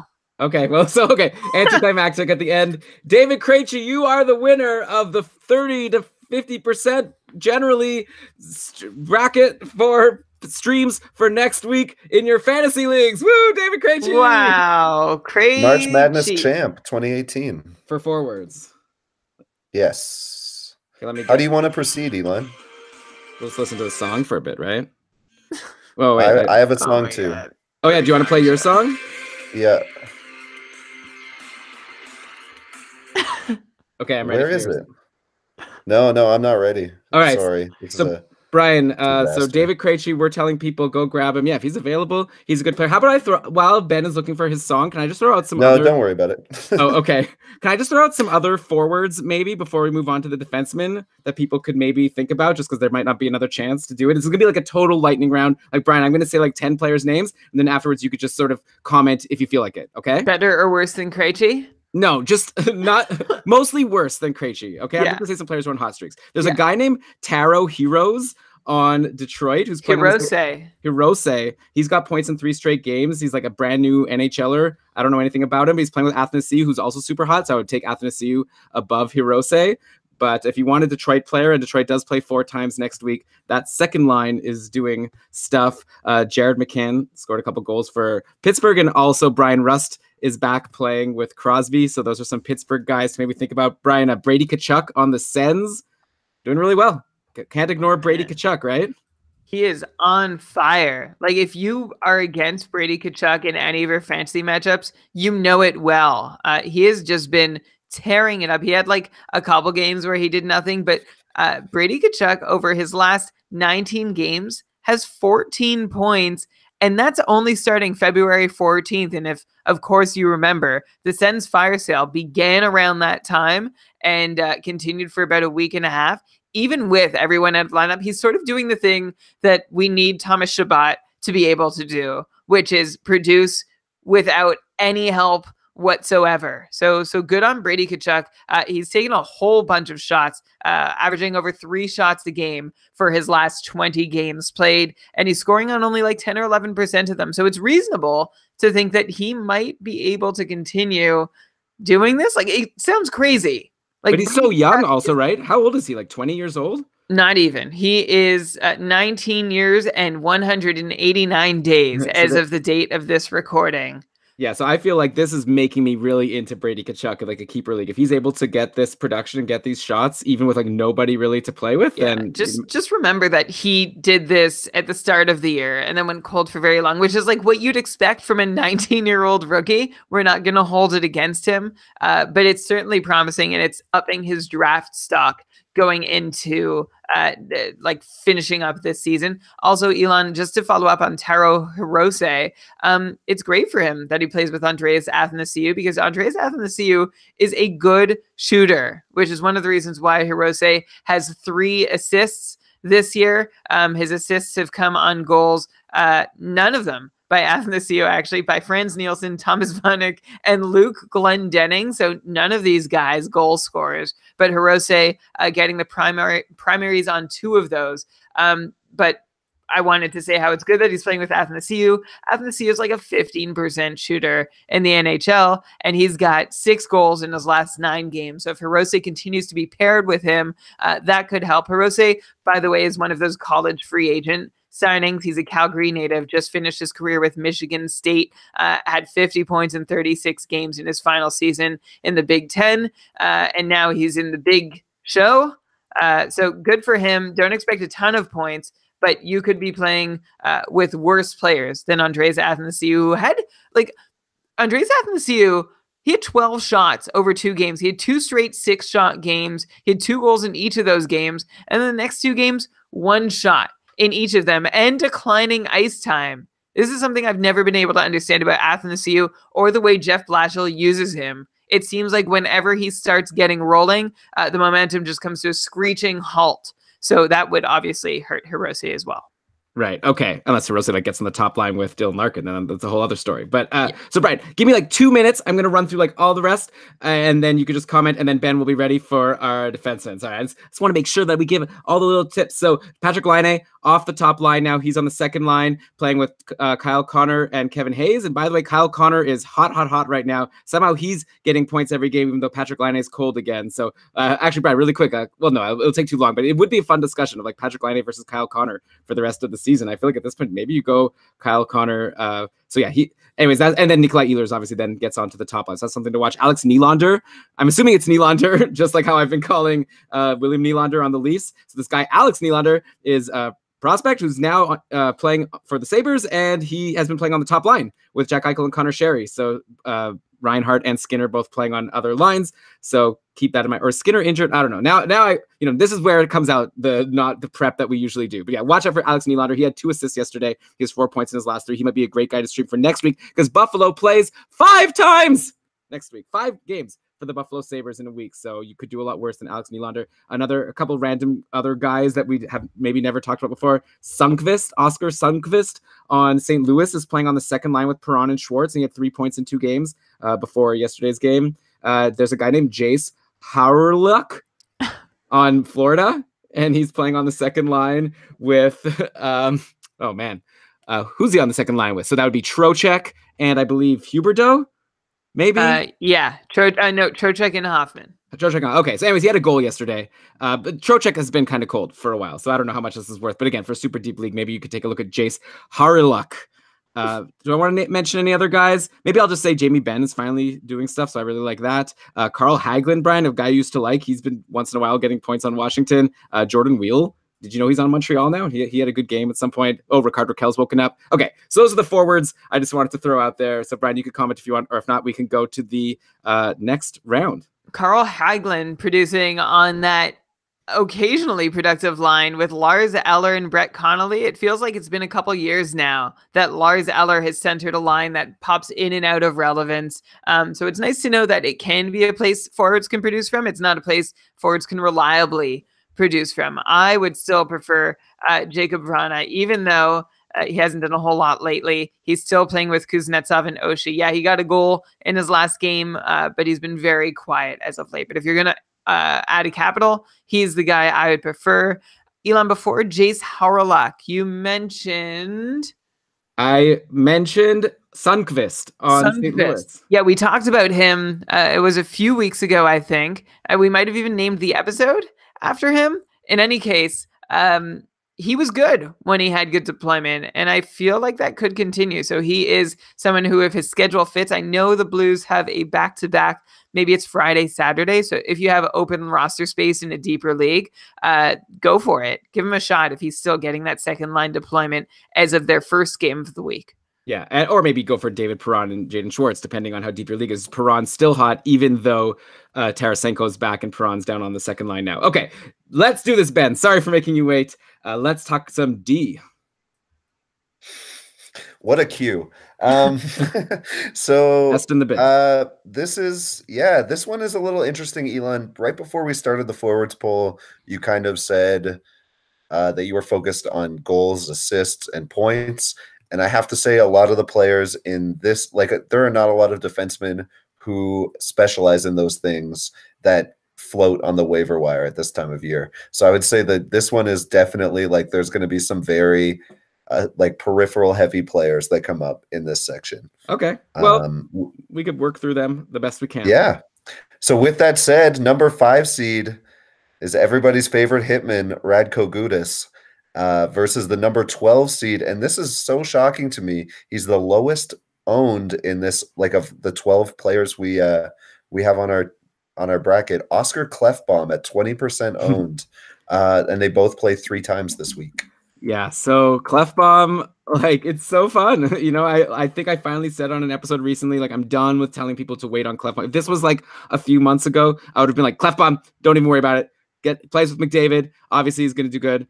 At this point, so what's Klefbom done lately? I'm sure after I said that, I think he got a point in the next game when I finally said, okay, forget about Oscar Klefbom. So he's definitely not a nobody. He's definitely someone who could produce. He actually had 4 games in a row of getting an assist. Now he's pointless again in his last 2 games. Looks like he's back on the top power play. So that's really good. Then you got Radko Gudas, who doesn't get many points. We actually did get 2 points in his last 3 games. He had 2 straight games with an assist before today's game against Washington. I like how Gudas shoots for a guy that's known as being a hits and blocks master. He actually shoots more than he blocks, I think, or in a lot of games. Obviously, for the hits, you can't do better than Radko Gudas. So you can, but not too many players get more hits than Radko Gudas. But I feel come on, you got to go Oscar Klefbom while he's playing on the top power play. He's someone. What percentage owned did you say Oscar Klefbom is? Sorry, you're muted. He's 20% owned. Radko Gudas is 37% owned. Yeah, so definitely when people are looking at their bangers leagues, Radko Gudas is a solid guy you could depend on, especially for hits. He does every once in a while. In his last 4 games, only one of them he had 4 blocks, which is great, but in the other 3 he had 0, 1, and 1. So it's not a guarantee when you stream in Radko Gudas that you're going to get those blocks. I see also a stretch near the beginning of March where he didn't have more than 2 blocks for a bunch of games. But he's not super reliable for points, and now especially with Philly not scoring as many goals as they were before, I know Brian's going to say Klefbom for sure, even though he went cold. If he's on the top power play, he did have this 4 games in a row assist streak. Plus, he has been taking some shots, so maybe he's also having some bad luck with shooting percentage. So, Brian, you're taking Klefbom, right? I'm absolutely taking Clefbaum, but not before reminding everybody that I think it was, I don't know if it was last week's show or 2 weeks ago, but you said even if Clefbaum is on the top power play, you are not interested. But you did couch that with saying, until he shows me something. No, Which but what? no, like when I said I'm not interested, I meant like not interested in terms of like telling people hang on to him no matter what, like don't drop. Like obviously for a stream, like if I'm comparing him with Radko Gudas, I'm not saying like don't take anyone over Oscar Klefbom. I'm just saying I'm not going to rely on him to give me consistent points. But I feel like while he's on the top power play, I like him better than Gudas, who I feel like you get other people who will give you hits. Oh, for sure. But one thing about Clefbaum that I will bring up that I don't love, I get like he is averaging about 3 shots per game, but his shooting percentage is low. Elon, you called it. He's about 3%. Last year he was shooting 2.5%. The years before that he was shooting like 7% on average. Of course, that's a smaller sample, so it'll be interesting to get another year. Again, I feel like Oscar Klefbom is a guy we're always waiting on to see. Oh yeah, if he gets this and things go reasonably as they should, how will he do? We still don't have that season yet where that's happened, but we don't need to wait so long to know that he is a better stream than Radko Gudas. So Oscar Klefbom moves on. Wow, and Klefbom is the 12th seed, and I feel like there's a good chance he's going to winning this bracket. Like I'm curious to see who else is going to compete against him, because I think Brian and I still are going to be a little biased more towards offensive abilities, or like more like offensive potential. For sure. Okay, who's next, Ben? Well, by that metric, you're dealing with two people who you are not going to have strong opinions about. And that is our number 6 seed, Robert. And this is, I think, my first time ever realizing his first name is Robert. Robert Hag. Hog? You guys probably know this, right? Hag. Maybe it's Hag? like something It is in the Hag? middle. Maybe it's in the middle. Maybe it's like Hag. No, I think it's Hag. Okay. Robert Halsh versus number 11, Dmitry Orlov. Yeah, so Orlov was on that hot streak for a long stretch, and we brought it up. Well, not a long stretch, but he went on a hot streak for a couple of weeks, and I brought it up on the podcast, and Brian said, nah, it's not going to last. Brian was being his typical wet blanket self, and I believe he was right. I'm bringing up Dmitry Orlov. You're really setting that up to say I was wrong. No, definitely not. No, you're usually right. Yeah, so he had 5 games in a row with assists. I think so. I brought him up probably on last week's episode, and then this week, or no, so I guess probably that last game with an assist was after you said that he won't keep it up. So then it was like, oh, maybe Brian is wrong. Maybe he can't keep it up. And his last 3 games, no points. He's Dmitry Orlov. We said he's a 30-point guy, and he's not super reliable for peripherals. So actually, he's been getting a lot of hits lately. Like I'm seeing a lot of games, like 2, 3, 3, 5, yeah, 4, 13 hits over his last 4 games. And he's normally that's just like another 4. That's just like an average 4-game stretch for Robert Hag, by the way, who has 19 hits in his last 4 games. With they have about the same number of blocks. Their plus minus isn't. I guess if if we're going this deep, because it feels like we have to separate the two. Orlov has the better plus minus lately, but there's really there's not a whole lot of difference between these guys. They both are on similar point paces, similar blocks, similar shots, but Robert Hag, in my mind, runs away with hits. Yeah, so if hits are counted, take Hag. Like if it was literally just points only, I'd have more confidence in Orlov getting a point on a given day. Like Orlov is on like a 30-point pace, right? Robert Hag is on a 20-point pace. So there is a pretty big difference between the two offensively. Is that true? Yeah, I have a 21-point pace for Hag and a 29-point pace for Orlov. Yeah, and Orlov's been a pretty consistent 30-point guy for the last few years. So yeah, but I guess considering we're looking at 1 week, so one of them's going to maybe get 1 point and the other one will get 0, or maybe it'll be 1 and 2 if we're lucky. So take those hits from Robert Hag. So let's send Robert Hag forward. Though actually no, I want to take Orlov because he also plays so many more minutes. I don't know. It's hard because I don't know what we're competing on. I don't know. This one I'm not excited about. So I guess let's go to the tiebreaker. I want to do the tiebreaker and see what the chat room says. The chat room is 100% for sending Robert to the Hag. Which for means war bad. Crimes. Wait, that means bad, right? No, so I guess it's to prosecute Dmitry Orlov for war crimes because Robert Hag wins. Oh, okay. Yeah. How tall would you guess Dmitry Orlov is based on the way we talk about him? How tall? Yeah. I don't know. 6'1". 6'5". 5'11". Oh, why do we talk about him like he's tall? I don't know. Like I have always pictured him as like this like slowish big guy who throws his body around and like picks up peripherals. But yeah, By the way, he's stocky. He weighs more than Robert Hagg. You guys just sound afraid of him all the time when he comes up. You're all like, Dmitry Orlov. You know that it was 100% blowout for Orlov, but that was just one vote with just 10. Yes. I guess the chat room is starting to peter out, and maybe people are like, I want to go to bed, or maybe watch like these late games that might determine your fantasy hockey matchup. So, all right, let's go to the next one. Orlov goes forward. No, Hagg goes Orlov forward. goes forward? No, Hagg goes forward. Okay, cool. So next one up is Tyler Myers, our 7 seed, who plays, I believe, 3 times next week, Monday, Thursday, Saturday, versus Nate Schmidt of the Vegas Golden Knights, who has the, as previously mentioned, 4-game schedule. Ooh, okay. We've got good competition now for Oscar Klefbom. I love Nate Schmidt. He's been so good this year. And I feel like going into the season, he had a decent season last year. Like if you look at what he did for Vegas last year, 36 points in 76 games, that's a 39-point pace. It was like, yeah, maybe, and he was always closer to like a 20-point guy when he was on Washington. It was like, yeah, now he gets like this great deployment. He was playing over 20 minutes a game. And I was like, Nate Schmidt, solid 40-point guy. But this year he's even doing better than that. Now he's up to 30 points in 55 games for a 45-point pace. And it just feels like super consistent. Like there hasn't been super long stretches. There was a stretch recently where he had 3 games in a row without a point. I was like, oh, that's a bummer. And then next 3 games, 3 assists. So he's totally made up for it in his most recent 3 games. He's playing, I guess, a lot less power play time. Now, I guess ever since Mark Stone arrived,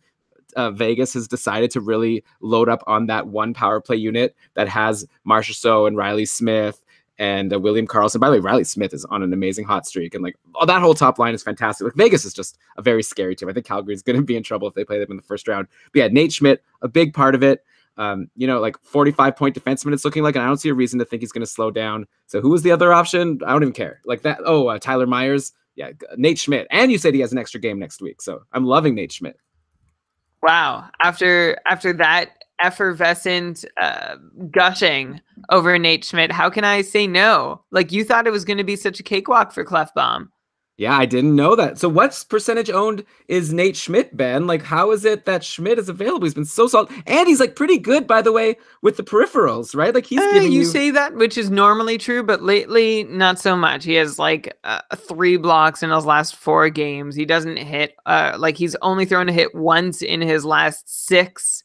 Right. So lately he hasn't been blocking. Like I know you're really pumped about him. There's nothing that exciting. Like I'm going to stick with Klefbom. Like I see 3 points in his last 6 games, which is good. I know the extra game played is attractive, but Klefbom plays on a top power play unit with Connor McDavid, and I know the Oilers are just about over, and they lost to the Sens, and like the sky is definitely falling in Edmonton. But I still think Klefbom puts up more points the rest of the season. Okay, Brian. What? We got to save this for the finals, right? Oh, these guys aren't even against each other yet. Sorry. Nate Schmidt, by the way, overall in the season has 93 blocks in 55 games. So yeah, he hasn't been blocking as much lately, but overall, I'm going to look at the full season and tell myself that I think Nate Schmidt's pretty reliable for like 1 or 2 blocks a game, even if he hasn't been getting as many in like the last handful of games. But okay, so Nate Schmidt beats, is it even worth talking about Tyler Myers? Like he did have a good stretch. Like there were all these injuries. I think the real guy to talk about on Winnipeg, and the reason why he's not brought up is he's probably too highly percentage owned. But Brian, like Jacob Trouba is really turning it on offensively. And you at one point said, like, I'm over this guy. He's never going to be more than like a 30-point guy or whatever. He's up to a 43 points in 75 games for a 47-point pace. Jacob Trouba's killing it lately. Of course, Dustin Byfuglien being injured is probably a big part of it. And Trouba's been the guy on the top power play. So I think that's probably the end of the story for you. And we don't even need to talk about Jacob Trouba, but just like this guy, he has, like I always said, I said, if he given the opportunity, I think Jacob Trouba could be really, really great.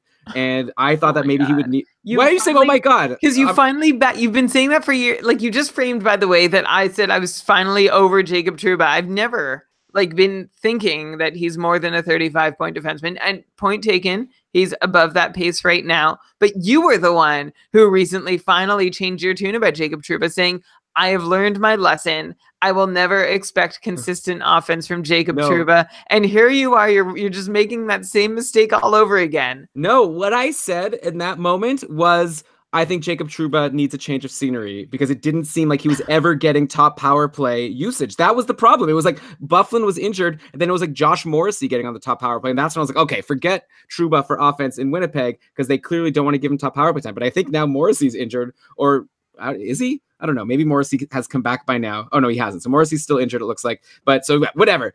By process of elimination, Jacob Trouba is now on the top power play, and he's doing really good at it. He's got 2 power play points in the last 4 games. Like, I don't even have to run through his numbers, but Jacob Trouba is a good offensive player when given the opportunity. Tyler Myers, he's actually on a decent stretch. He's got 4 points in his last 5 games. I'm surprised. Like, he is better than Nate Schmidt over the last little while. I cut you off, but he's got 6 points in his last 9 games. He's taking shots pretty regularly. He's got peripherals that Nate Schmidt doesn't. He's throwing hits every so often. He's getting at least a block a game with some big block games in there. Elon, I don't think, like, I was getting way ahead in this. Like, I really bought in to you selling Nate Schmidt so hard, but I don't think it's a clear win. So vote for Tyler Myers. I'm going to vote for Tyler Myers. Like, we're talking about streamers in the last part of the season. Tyler Myers has been far better than Nate Schmidt over the last week. And yes, I do over the last week where Nate Schmidt has 3 points in his last 3 games that past week. Yes. Like you say that, but okay. So let me see the last two weeks since March 1st. How about that? Fine. Okay. So Ben, who wins?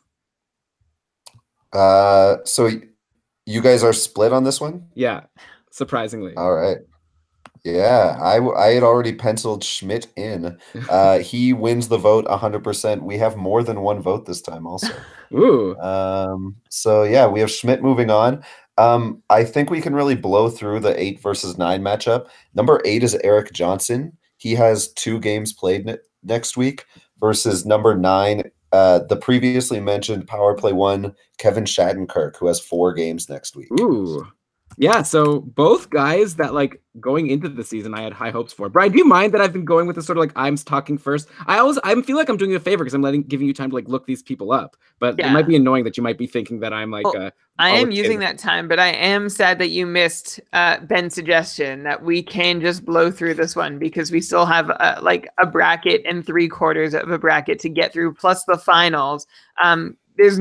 Kevin Shattenkirk should not be a free agent. If you have not realized the run that Kevin Shattenkirk is on, you have been asleep at the wheel, and your fantasy team, I hope, is doing well because you haven't had to search for solutions. But Shattenkirk is now up to 13 points in his last 18 games, only 3 of those coming on the power play. On top of that, he's putting up more than 2 shots per game, 43 shots over his last 18 games without scoring a goal, which on one hand is like, oh man, Kevin Shattenkirk sucks, can't score a goal. But on the other, hey, he probably could have had a few in that stretch based on his usual shooting percentage. In fact, maybe he should have had more in like the entire season. It has been 30 games now since Kevin Shattenkirk last scored a goal. So I'm hopeful that goal is coming. I'm hopeful that it will come to you, dear listener, who adds him to your fantasy lineup because he is absolutely somebody you do not want to pass up on. I don't even think Eric Johnson,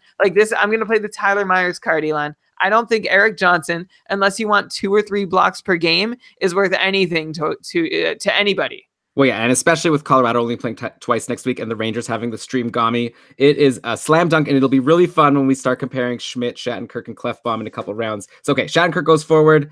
Who do we got next?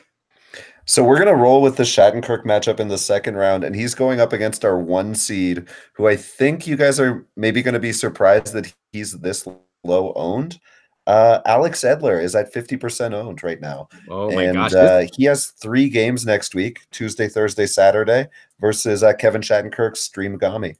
Damn. You know what, Ben? You undersold this bracket. When we got into defense, you were like saying, it's going to be boring, like hits and blocks guys. And you brought up Robert Hagg and Radko Gudas. And I was like, oh, this is going to be a snoozer. You even seemed to be falling asleep. At one point I asked you a question and you were like, sort of like, wait, what? But now I had my mic muted for you.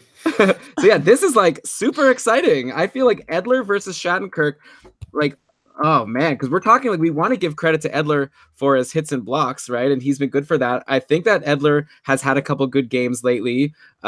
He has 6 points in his last 3 games, a goal and 5 assists, 6 shots in that span, as well as the usual Alex Edler special, 6 hits, 8 blocks. So he's getting you those peripherals. He is filling categories lately. Yeah, I'm voting Edler. Man, I think I'm going to vote Edler too, even though I think Shattenkirk might outpoint him. I don't think so. Why not? I don't know. I feel like 13 Shattenkirk points in his last 18, and Edler has been cold since coming back from injury, right? Like there were few signs of life up until recently. Okay, let's take a look at the schedule. Let's dig into this. So Vancouver plays at home 3 games. I'm not saying this like as if I'm disagreeing. I'm learning this as I talk. So Vancouver plays Anaheim, Los Angeles, Dallas, all at home. That's pretty good. Like those are games where you could score some goals, especially against Anaheim and Los Angeles. And then you've got the Rangers with the Stream Gami, Pittsburgh at Boston, St. Louis at Philly.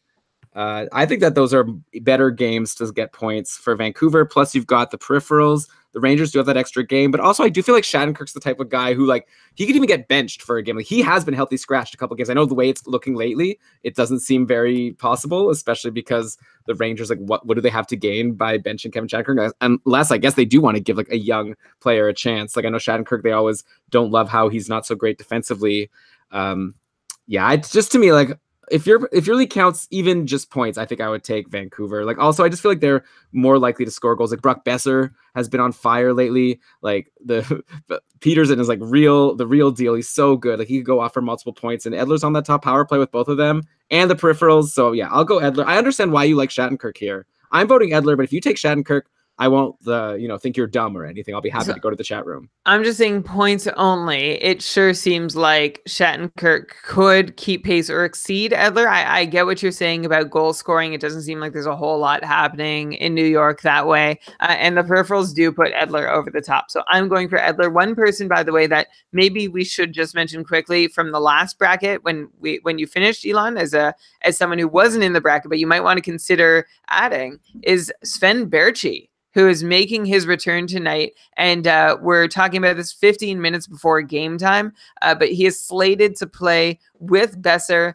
and Pettersson on what is the top line in Vancouver. And we'll see if any power play time comes along with that too. Remember, he was an interesting ad just before he got injured. So we'll see what he does in this spot and if he can hold it. You've got Levo taking a seat. Goldobin's back in the lineup, but it says something that he's not playing with Pettersson and Besser. Berchi is. Yeah, that's definitely a guy to watch. Unfortunately, just Tuesday, Thursday, Saturday next week, but keep an eye on Sven Berchi, and then if you could fit him in your lineup maybe for the following week, he's definitely in a good spot. He was looking good, but he always gets injured. So if you're in a league where you set your lineup for the week, I definitely wouldn't take Berchi because I wouldn't be surprised if he doesn't play the rest of the games of the season. It's unfortunate to say. Okay, so Edler goes through. I'm curious to know, what did the chat room say for this one, Ben? Yeah, it was all Edler, and honestly, I have Edler in a bangers league, and I would not drop him for one extra game of Shattenkirk. He's just too valuable with the way that he's been filling all the categories the last couple weeks. But let's definitely give a hand to Kevin Shattenkirk. A great run. I think that earlier in the season, he was, we liked him. Then he went so cold. Then we were drop him in all your leagues. So it's really nice to see him bounce back to some relevance, and he could be a good guy to pick for next year. So let's clap him up. Oh, Ben, you didn't watch. Okay. Sometimes on Survivor, when someone gets voted off, they give him a clap. So let's give a clap for Shattenkirk as he's out the door. Okay. Hell yeah. Love you, Kevin. Next up, we have the possible Cinderella story, number 12, Oscar Clefbaum, and he's going up against a much higher owned at 45%, Essa Lindell, who plays Monday, Wednesday, Thursday, Saturday this week. Clefbaum Tuesday, Thursday, Saturday. So right off the bat, I just feel like Essa Lindell was someone who was so hot for a stretch during this season. That's you buying time. I'm ready. There was a stretch where he had 12 points in 19 games. Yeah. He had a good run. I'm not sure if that coincided with Klingberg being injured or not, but either way, Lindell's, what is he, pointless in 13 games? 13 games without a point. But it's easy. Go Clefbaum. We don't even have to discuss it any further. Yeah, this is a no-brainer. One thing Essa Lindell does reasonably well is kill penalties. Unfortunately, there are not a lot of short-handed points to be found. That does mean that if you are digging for peripherals, he'll help you with some hits, he'll help you with some blocks, but he's not going to be much help with the points. Man, and that's why he is gone. Yeah, who are these people who have Essa Lindell and not Oscar Clefbaum? These are probably people that aren't paying attention, right? Come on. 13 games without a point? You're still holding on to Esa Lindell? Please. Child, please. You need a catchphrase for this situation when you're making fun of people for still having people on the roster. Can I make it child, please? Can I be like Andre from the league? Yes. You are the Andre of this podcast now that you've requested to be. I'm wearing a hat. There you go. All right. Well, we're moving on, and we're back to Robert. Take me to the Hag with the number 6 seed, and he's going up against his teammate, ranked number 3, Ivan Provorov.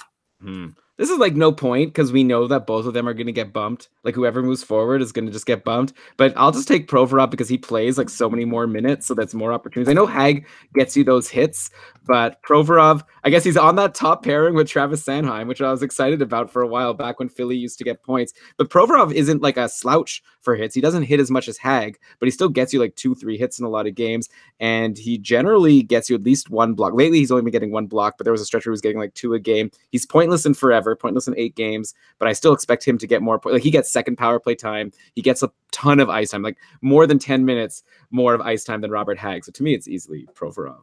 Provorov also, like Lindell, awful lately offensively. Like you said, pointless in 8, just 1 point in his last 11. Plays a lot of penalty kill though, so gets those hits and blocks. I'd say as reliably as Robert Hag, and with those extra minutes, you've got to think that it's only a matter of time before he breaks this cold snap he's in, which is officially the longest one of the season for Provorov, and it has not been a great offensive season at all for him. Just on pace for 27 points. Blah. That's after 41 points last year and 30 points in his rookie season when he was playing like 3 minutes less per game than he is now. So it's been a rough year for Ivan Provorov, but not so rough that I prefer Robert Hag to him. Yeah, but in general, I'd say Ivan Provorov's pretty much a snoozer. Like, especially next week, Philly plays Wednesday, Saturday, Sunday. Are you really holding, especially if you're in a league where you've got Shattenkirk and potentially Edler and Clefbaum, like these like defensemen who you're bringing up, and like if you have anyone decent who's gotten a point in the past 10 games, I feel like you might want to take a look and see if you might want to drop Ivan Provorov for someone. Okay. All right. Well, let's move on to the final Elite 8 matchup. And that is it's actually another pair of teammates from Vegas. We got Nate Schmidt, number 10, and Shea Theodore, number 2. Oh, ooh. Easy. Okay. Theodore, right? Yeah. Well, Brian hates Nate Schmidt. So yeah, I didn't even want Schmidt to get this far. So there's no way he's going to get past the guy on his own team that is just going bananas lately. Now, of course, he hasn't scored in his last 2 games, but going into that, Shea Theodore has been on a great run, and these shot counts are crazy. You look at his last 15 games, and he has 3 or more shots so many times. He's even got a couple 6-shot games and a 7-shot game. Now, you're not going to get peripherals from Shea Theodore. He's not going to help you with hits or blocks, but like I said, neither is Nate Schmidt these days. So why not just go with Shea Theodore, get yourself some power play time, get yourself a chance at points, and get yourself a whole lot of shots on goal. Yeah, I consider a shot a peripheral. So I feel like Shea Theodore, it's hard to get shots from a defenseman. So the fact that you could fill a D spot and not hurt your shots on goal, actually help your shots on goal compared to a lot of your forwards, that's pretty crazy. So I think that's an easy answer. Also, especially because, like I said, now that Vegas seems to be stacking that top power play, that it's like Karlsson, Marchessault, Riley Smith, Mark Stone, Shea Theodore. They play all the minutes, and then Stasny, and maybe when Pacioretty's back, that'll change. But for a while now, it's been 70%. Of the on the Dauber profile, you can see the percentage of time on the power play, and Theodore had 77% of the last game, 69 the game before, 57. He's getting a big chunk of the team's power play time every single game. So that's great opportunities for shots and for points. No brainer. I do like Nate Schmidt a lot. I want to clap for him just like we clap for Shattenkirk out the door, but he's got to go for Shea Theodore. This is going to be a really fun Final Four. Well, let's start with the less exciting matchup, though, because you just basically said that he's a placeholder in the semifinals. But Ivan Provorov versus your boy Shea Theodore. Walking Dead. Ivan, come on, get out of here. Yeah. Theodore. Don't even we covered both. Yeah. No, Theodore. Cool. Theodore. Man, by the way, All right. Brian. Well, our other semifinal then is Edler and Clefbaum. Okay, that's a fun one. By the way, Michael Furland, another assist for Carolina. Maybe did we make a mistake, like kicking him out of the first round? I don't know. Oh man, I bid $21 in the cupful to add Michael Furland. To quote your comment on Dylan Larkin the other night, it happened in overtime, so it almost doesn't count. No. Furland's assist was in the third period. Oh, Svechnikov he got it on the tying goal. Yeah. Okay. So, anyways, Carolina. So I'm gonna have to now check on Twitter after we're done recording, see what their celebration looked like. I'll bet it was a lot of fun and a tough. So we have Clefbaum versus. Oh yeah, what are we doing here? Versus Edler. Tough, but not that tough. Yeah, Edler. Yeah. Like, okay. I like Clefbaum, but we've seen him go cold on that top power play. Edler's got peripherals. Like that's the one thing Edler has going for him in all of these. Of course, like he could get injured, but so could Clefbaum. So I'm going to Elon. Is there a reason to go Clefbaum here? No, come on. Edler's got more points lately. I think, I guess lately Clefbaum's been taking a few more shots, but Edler could, like, there have been stretches where Edler is getting like 3-4 shots every game. He's got the hits, he's got the blocks. It's going to be really tough to knock out Alex Edler. I can't believe he's available in so many leagues. Yeah. So I feel like he's available in leagues that had like one IR spot when he was injured. And then when he came back, he didn't do anything. So now it's like, he's available. Right. We never got this matchup. It would have been fun to see it. Who would you have taken between Shattenkirk and Clefbaum? Oh, wow. I don't know. Do you want to go first? I would have taken Shattenkirk with the Stream Gami. Yeah, I guess the schedule does tilt it towards Shattenkirk's favor, and Shattenkirk is finally, like, he's seeing top power play time. So I am going to go. Yeah, I would have gone Shattenkirk. Okay, so Edler makes it to the finals against, is it Shea Theodore, or does Shea Theodore still need to beat somebody? No, you guys picked Theodore over Provorov. Are you guys going to definitely just choose Edler? Because if Edler can almost graduate from the conversation, it might be more interesting to pick between Theodore and Shattenkirk. Sure.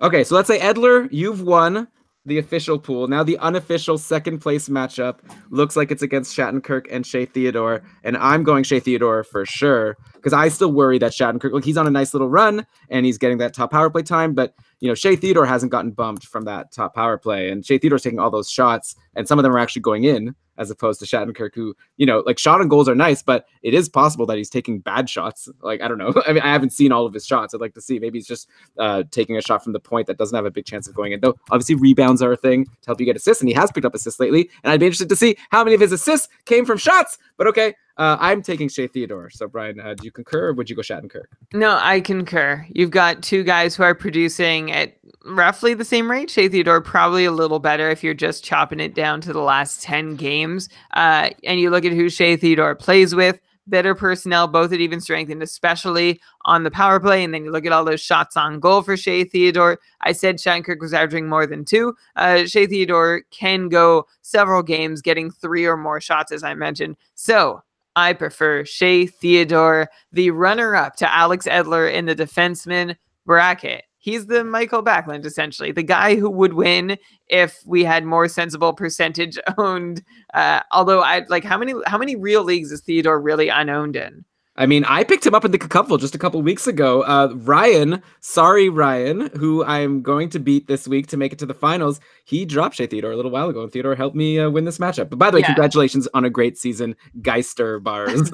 I ended up in the consolation bracket in part because my opponent picked up Shea Theodore just ahead of our matchup. But it's only been, like, he really just started getting going in a reliable way by the beginning of March. So it's been a few weeks. So he's probably available then. I doubt he's available now, but if he is, go get him. Yeah. Well, Brian, don't forget, I think you and I definitely need to consider joining a more shallow league next year just to have the context to talk about some of these guys. Cause I wouldn't be surprised. Like, sometimes I look at my friends' lineups to help them out.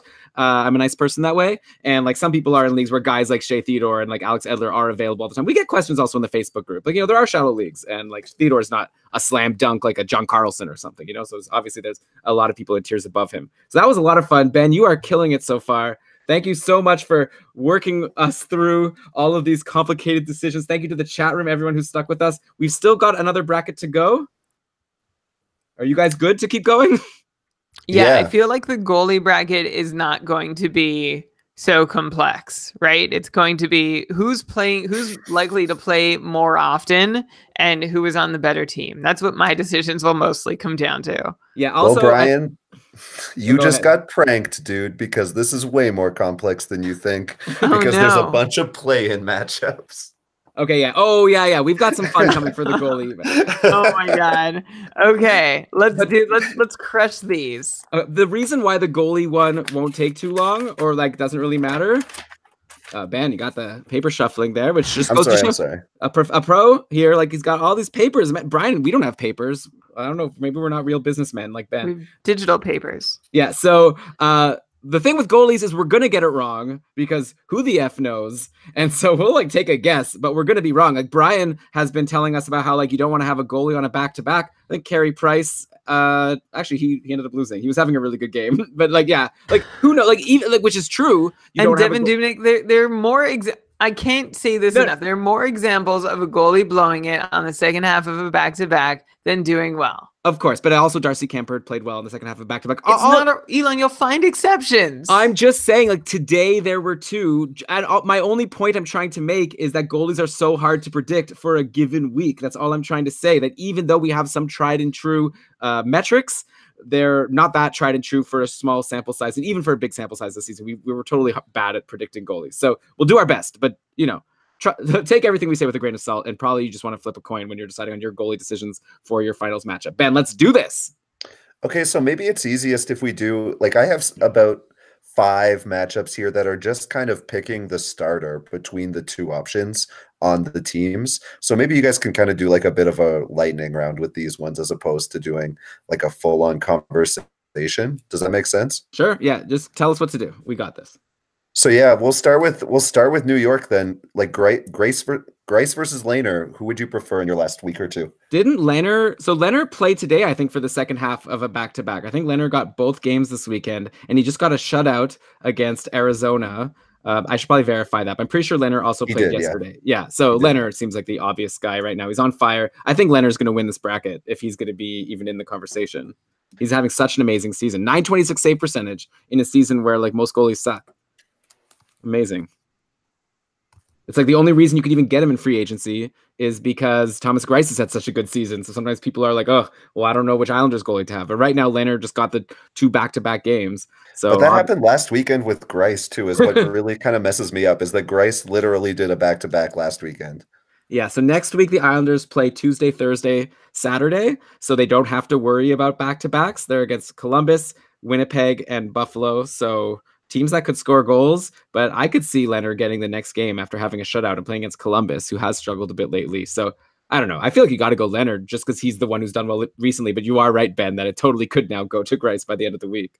Yeah, Greiss was really good while Lehner wasn't playing, right? He had 4 games in a row where he played really well. He had a shutout against Columbus. He stopped 33 of 34 against Montreal. He stopped 20 of 22, which isn't fantastic, but it's pretty good against Detroit. Then stopped all 32 of 34 for an overtime win against Minnesota. So Greiss has been good, and then he wasn't when Lehner was like ready to threaten for starts again. So like we know this about Thomas Greiss though, right? That he is a pretty good goalie.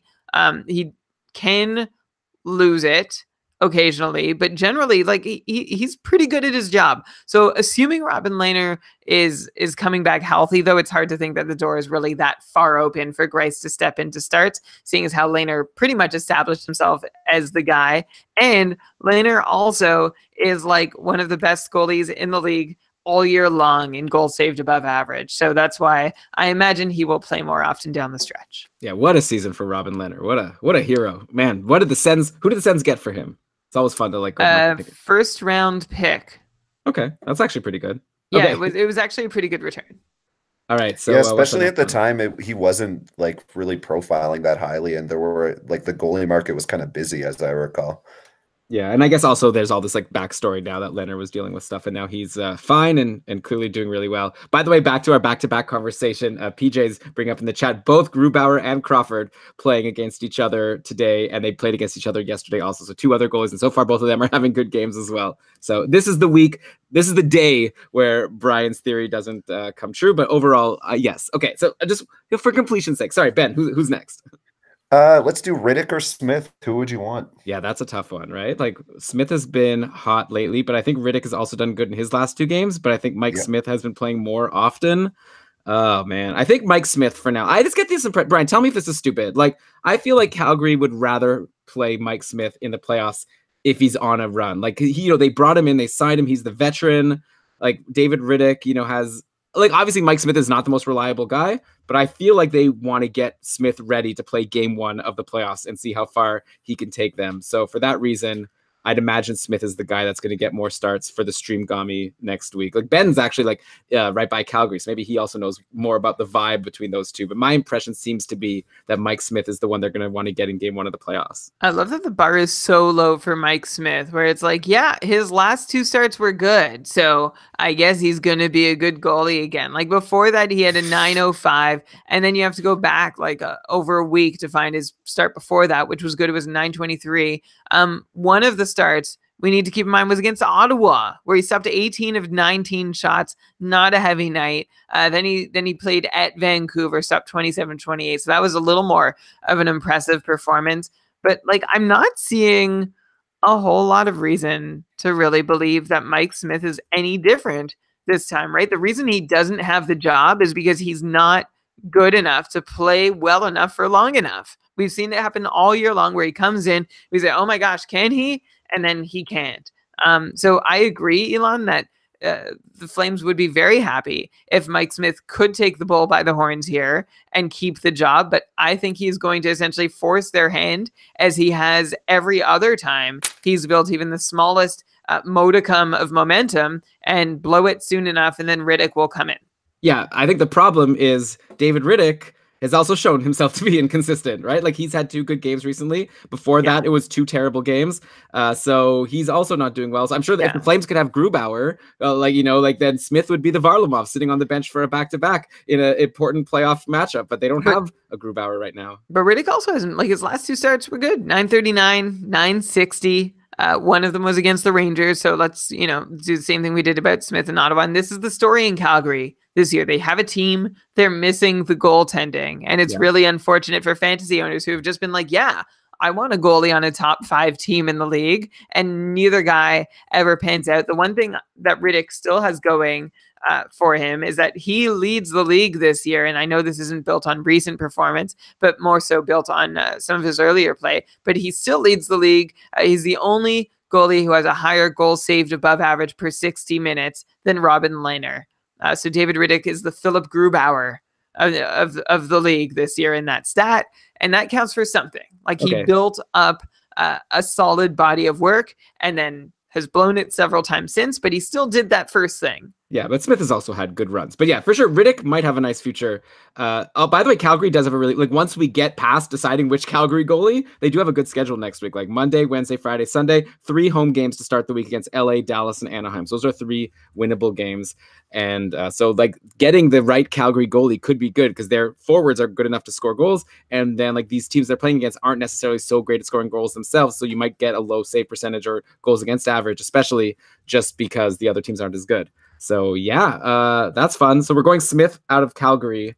So right now, Ben, we're basically just picking which goalie we want from teams before we actually move them into the bracket. I think, it's kind of like a play-in match, right? Like Smith versus Riddick, just to get in, see who gets into the bracket. And then we're just going to have 4 matchups for this one once we get through it. So it's the same number of overall choices. Sounds good. Okay, so Smith is next one up is Mrazek McElhinney. I feel like you got to go Mrazek. He's been so good lately. McElhinney got the win today, so that's really great for Carolina, who has always been a team that looked like they could be good, but never got the goaltending. They just got sabotaged by their terrible goaltending. Now this year, they've had pretty reliable guys. McElhinney has struggled a bit lately, so I'm really happy to see him come in and have a great game, stop 28 of 29 against the Habs for that huge OT win. But I think down the stretch, Mrazek has shown that he's their starting goalie. He's going to be the guy taking them into the playoffs. And I think that's no question. I'd be surprised if Brian disagrees. I don't disagree. They were sort of splitting every game for a while until that every other game for McElhaney turned into, some kind of a frightening start.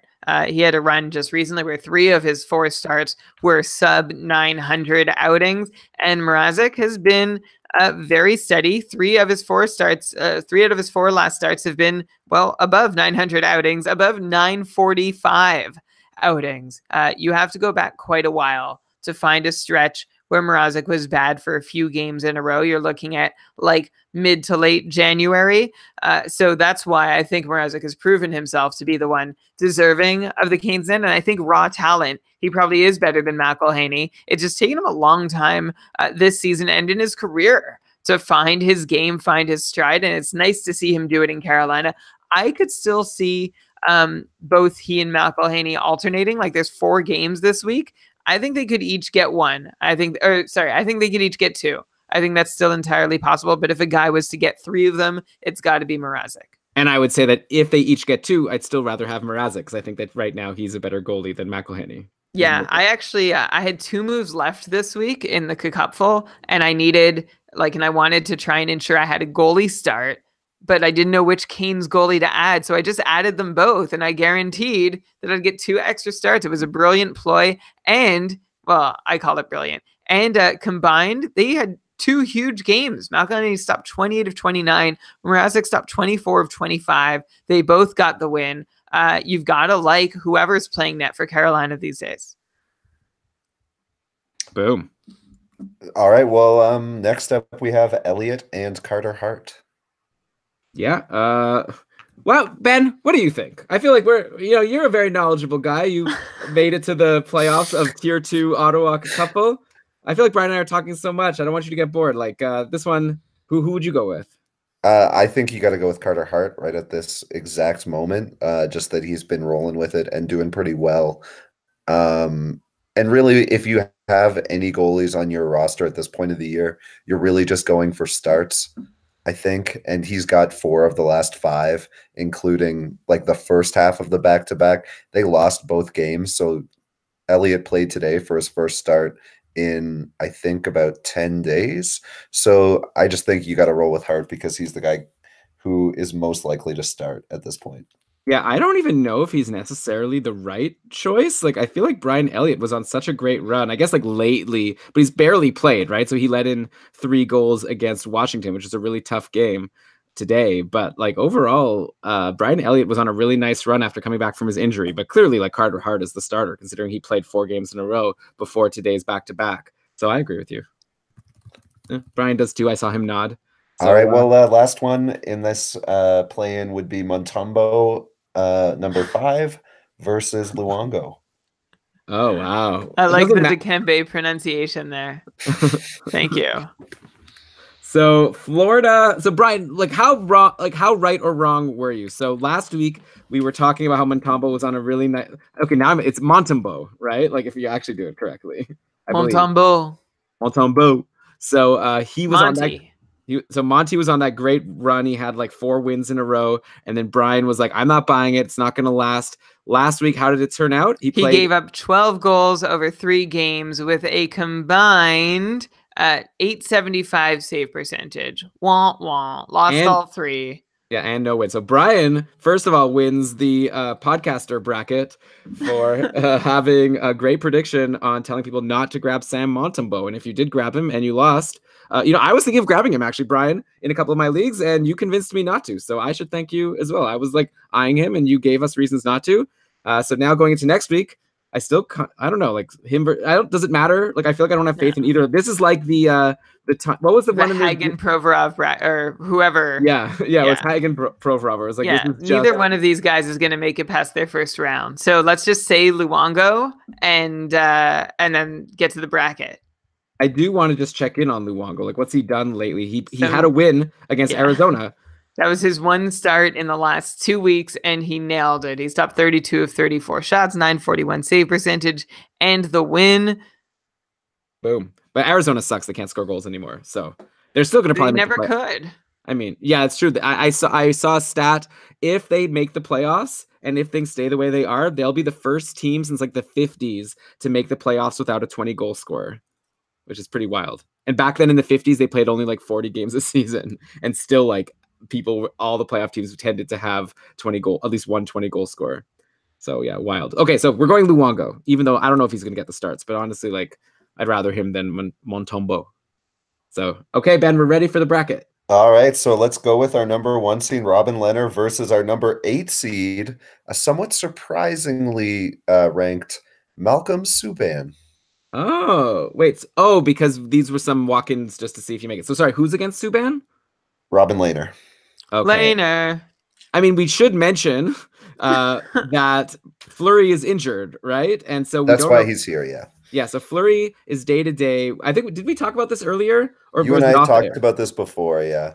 Okay, yeah. So, or no, we were talking about Pacioretty being day-to-day, and we were saying he might be back soon. I don't think we covered when Fleury's going to be back, but I think it's also the kind of thing where he doesn't have a long-term. Let me just get the latest Roto-World to make sure I don't mess anything up here. I'll fill in while you're looking it up. I got it.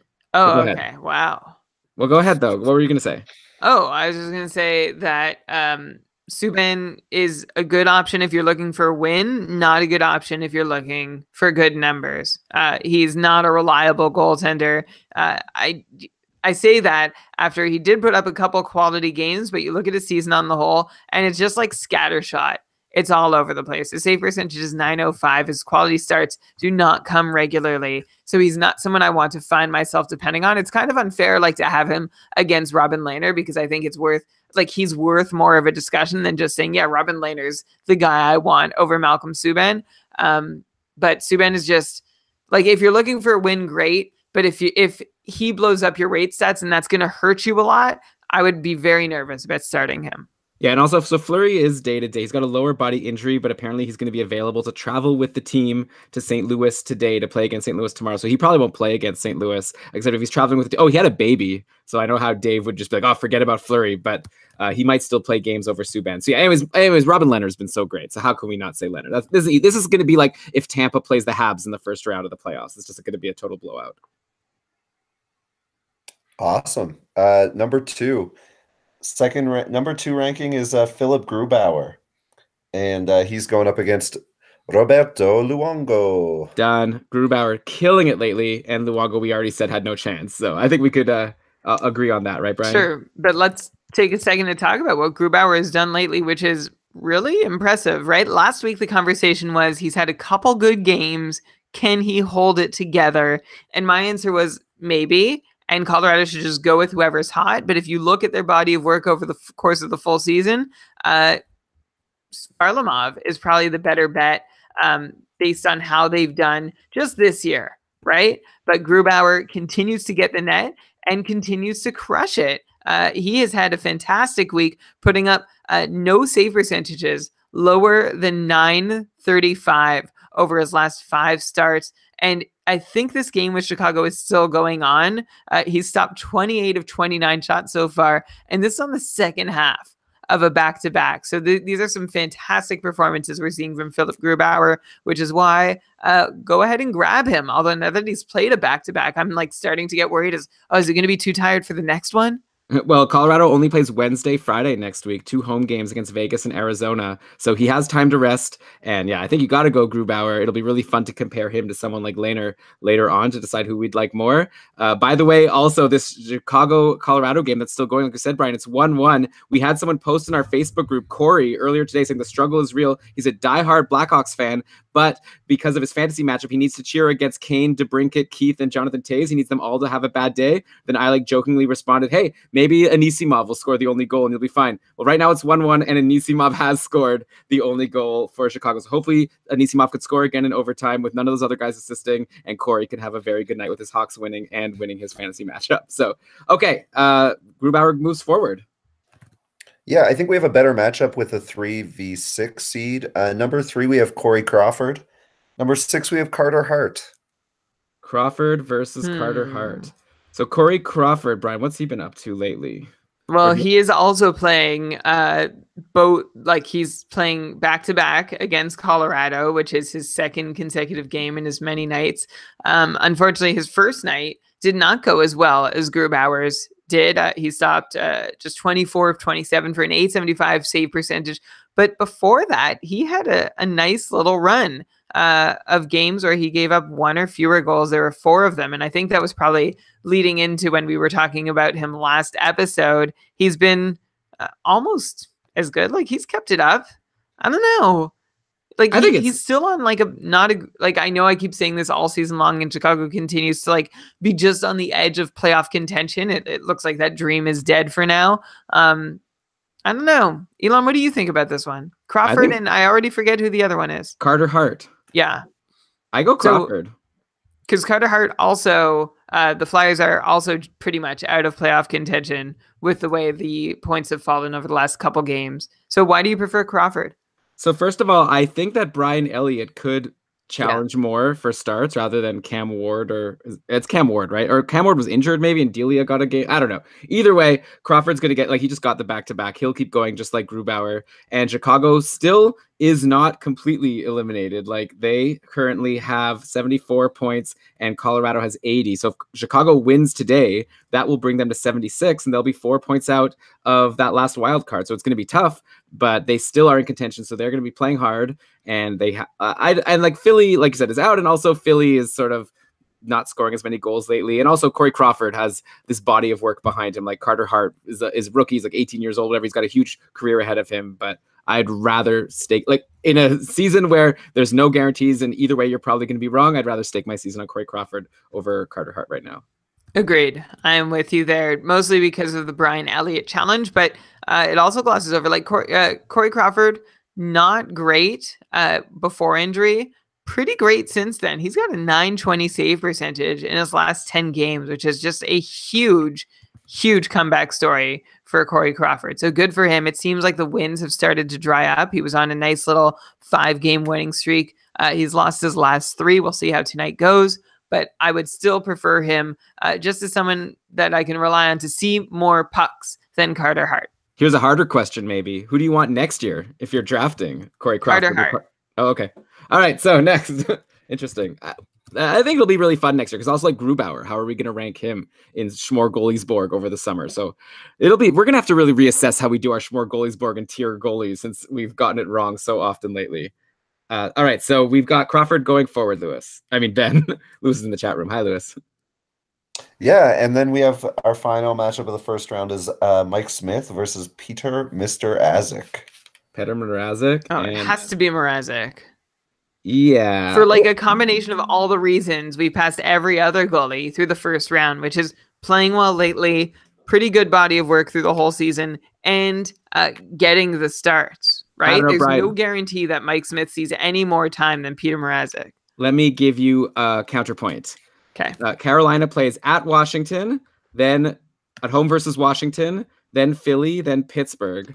And Calgary plays home games against Los Angeles, Dallas, Anaheim before a road game against San Jose at the end of the week. So it's like such an easier schedule for Calgary. I feel like if you're going for wins, it's going to be really hard for Carolina to pull off like 2 wins this week against 2 games against Washington and 1 game against Pittsburgh. And then that Philly game. And who knows, maybe they give McElhinney that Philly game because they want to save Mrazek for the Pittsburgh game on Sunday. So I could see Mrazek next week playing Washington, Pittsburgh versus Mike Smith playing like LA, Dallas, Anaheim. So I'm going to go Mike Smith for next week. Oh my God. You're forgetting the most important thing here, which is that he's still Mike Smith. But I'm actually glad you went Mike Smith because I'm curious to know if the chat room still features anyone in it. It's been a long episode. Yeah. But I wonder who wins the poll between Mike Smith and Petr Mrazek. If the Elon, can you give them a chance to answer? Because currently we have no votes, but would you mind just saying again who they're playing next week? Okay, so once again, we've got Calgary playing at home, LA, Dallas, Anaheim on Monday, Wednesday, Friday, and then at San Jose on Sunday, while Carolina plays at Washington on Tuesday, then Washington again on Thursday, then Philly Saturday, at Pittsburgh Sunday. And I'm going to posit that McElhinney gets that Philly game. And we have a 67% majority for Petr Mrazek. Oh, I think you guys are wrong. I think I'd rather have Mike Smith next week. So let's see how it goes. Especially, I mean, it depends what categories you're trying to fill, but Washington could blow up a team. So we'll see. We'll see. Okay, well, let's move on to the final 4 here. And our first matchup is the very, very hot, performance-wise, Philip Grubauer I don't know if he ranks hot in regular hotness per 60, but He's a pretty going up. good-looking guy. Is he? Okay, Yeah. good to know. Going up against number 3 seed Corey Crawford. I mean, it's not fair to compare them in hotness because Crawford, I think, is a lot older, and he's also gone through some health issues. So I don't know if that's affected his looks. He's like not bad. I don't think his health issues have affected his looks. I don't know. You don't think maybe it's like when you're sick, you never look so great when you're sick. But I guess now he's recovered. He's not sick. Okay. If I was going to date someone, I'd rather someone with a clean, healthy track record. So Crawford versus Grubauer. Oh, you got to go Grubauer, right? Like, I know that Colorado only plays twice next week, except Grubauer probably gets both of those games. They're 2 home games. Vegas is a tough one, but then Arizona's a gimme, probably. Maybe not a gimme for the win, but at least a gimme for probably like a low goals against game. And Chicago's got 3 games at Arizona, at San Jose, at LA. So yeah, it's hard. Okay, no, I'm gonna go Crawford. I changed my mind. I'm also going Crawford. I like 3 road games, although 2 of them are LA and Arizona, so that's not bad for Chicago. But Crawford's he's been good lately, and we know he can stay good. Colorado, I guess they play Arizona once too. I guess I'm hoping for a 3rd game out of Crawford. This is a really hard one. Yeah, you know what, Elon? I'm gonna go Grubauer. I like the 2 home starts. Okay, so I'll go Crawford. So now we have to go to the chat room again and let's And the see. audience agrees with Brian. Grubauer is the unanimous choice. Wow. I mean, it is fair. Like, Grubauer has just been so good for so many games in a row. And I know you're saying Crawford has been pretty solid, but hard to argue with, like, what is it? Like, he's got like a bunch of shutouts recently. Yeah, this is recency bias, I think. Like, you've got Corey Crawford, who's been good on the whole, but like has faltered, and Philip Grubauer has just not shown any weakness over the last like 4 games. So good for Grubauer. Sure, it'll all come crashing down for both of them, but I will take Grubauer starting twice at home over Crawford starting 3 times on the road. Yeah, if your league counts shutouts, Grubauer has got 4 shutouts in his since February 23rd. So basically over the last month. So you have every week a chance of a shutout if he could keep that up, which obviously he can't, but it's nice to know there's a chance. All right. Well, our other semifinal is Robin Lehner and Petr Mrazek. I'm going Lehner. I'm going Mrazek. Even remember, again, Carolina has a terrible schedule. Washington, Pittsburgh, I think are going to be the 3 Mrazek games. Robin Lehner, so good this season. He plays Columbus, Winnipeg, and Buffalo. All right, so Winnipeg can blow up a goalie, right? Yeah, that's and one Grace of the games. Been good, and Lehner 917, all right. But I think the Islanders saw I don't think what we saw from Lehner earlier in the season was sustainable. Nor do I think what we're seeing from Mrazek lately is sustainable. But I think Carolina is the superior team, so that's actually just how I'm deciding which team I think is better. I think both guys have a chance of likely seeing 2 starts. In fact, I think if anybody sees 3, it's Mrazek next week. Hey, I mean, I took Mike Smith over Mrazek next week, so obviously I'm going to take Lehner, so we'll have to go to the chat room again. And the chat room agrees with Elon on this one. It's a unanimous Lehner, which gives us our top 2 seeds, Lehner and Grubauer, in the finals. Okay, so it's the 2 games from Grubauer, the 2 home games against the 3 games from Lehner. Sorry, both 2 on the road, 1 at home. And maybe Grice plays one of those games. Yeah, I'm going to go Lehner. Scary thing. You're going to go Lehner? I thought for sure you'd go Grubauer. No, I'm going Lehner. This is so... I'm going Grubauer. So let's go to the chat room again to decide. This is demonstrative of exactly how goalies have been this year, right? Nobody knows. We have no idea. We can't even pretend to come to an agreement or back up either of our arguments with enough data to sway each other. I'll bet you if we were to redo the forward and defenseman brackets, we'd end up with the same results for the most part. Maybe 1 or 2 would be different, but I feel like most of them are pretty easy. I'll bet you if we were to redo this tomorrow. It'll be all different answers. 100%. All right, so who's the winner of the goalie March Madness bracket? The winner of the goalie March Madness bracket is Philip with 3 P's Grubauer. Boom. Grab him. He shouldn't be a free agent at this point. This guy... Grab him, hour. I mean, Lehner also shouldn't be a free agent. Okay, this has been so fun. I'm sorry to Ben and Brian. I've kept you guys up very late. I believe... yeah. Wait, what am I saying? No, it's not so late where Ben is. I'm on mountain time, baby. Okay, great. Well, I had so much fun. Brian, did this episode meet the expectations? You had no idea what was coming. Oh, I didn't even ask you at the beginning. I wanted to ask you, what did you think it was going to be? Oh, I had no idea. I just feared the worst. Okay, well, so did you have a good time? I thought it was going to be like a "This Is Your Life" type episode where you just tell me about all the guys I was wrong about this season and put me on the spot about having to answer for. That would be such a terrible episode. It's like people like want advice for their finals week and said I just roast Brian. Let's make that a summer episode though. That does sound like a good idea. So maybe our friends at Average Time on Ice can get to work on the Brian roast. But for now, thank you so much, first of all, Ben, for hosting the show, prepping some of the brackets. And I know you also got help from Lewis and Jade. You guys just are the best. It's my favorite Twitter account to follow, at AVG Time on Ice. Check it out. Like, you should follow them, and you could tweet at them also for fantasy advice, just like us at Keeping Karlsson. We're all just chatting with each other on Twitter. Brian, I made a good tweet today, by the way. I got like 50 likes. I was happy about that. So you can check us out at Keeping Karlsson to see my great tweet from this morning.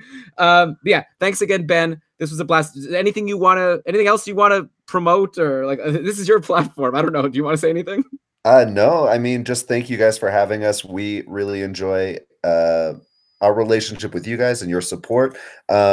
We're going to, for those who participated in the bracket that Jade and I put together in the off season, we're going to be announcing a winner for that in the next couple of weeks. So maybe get a patron account and come in and find out how you like, and maybe you can get on board with that next year.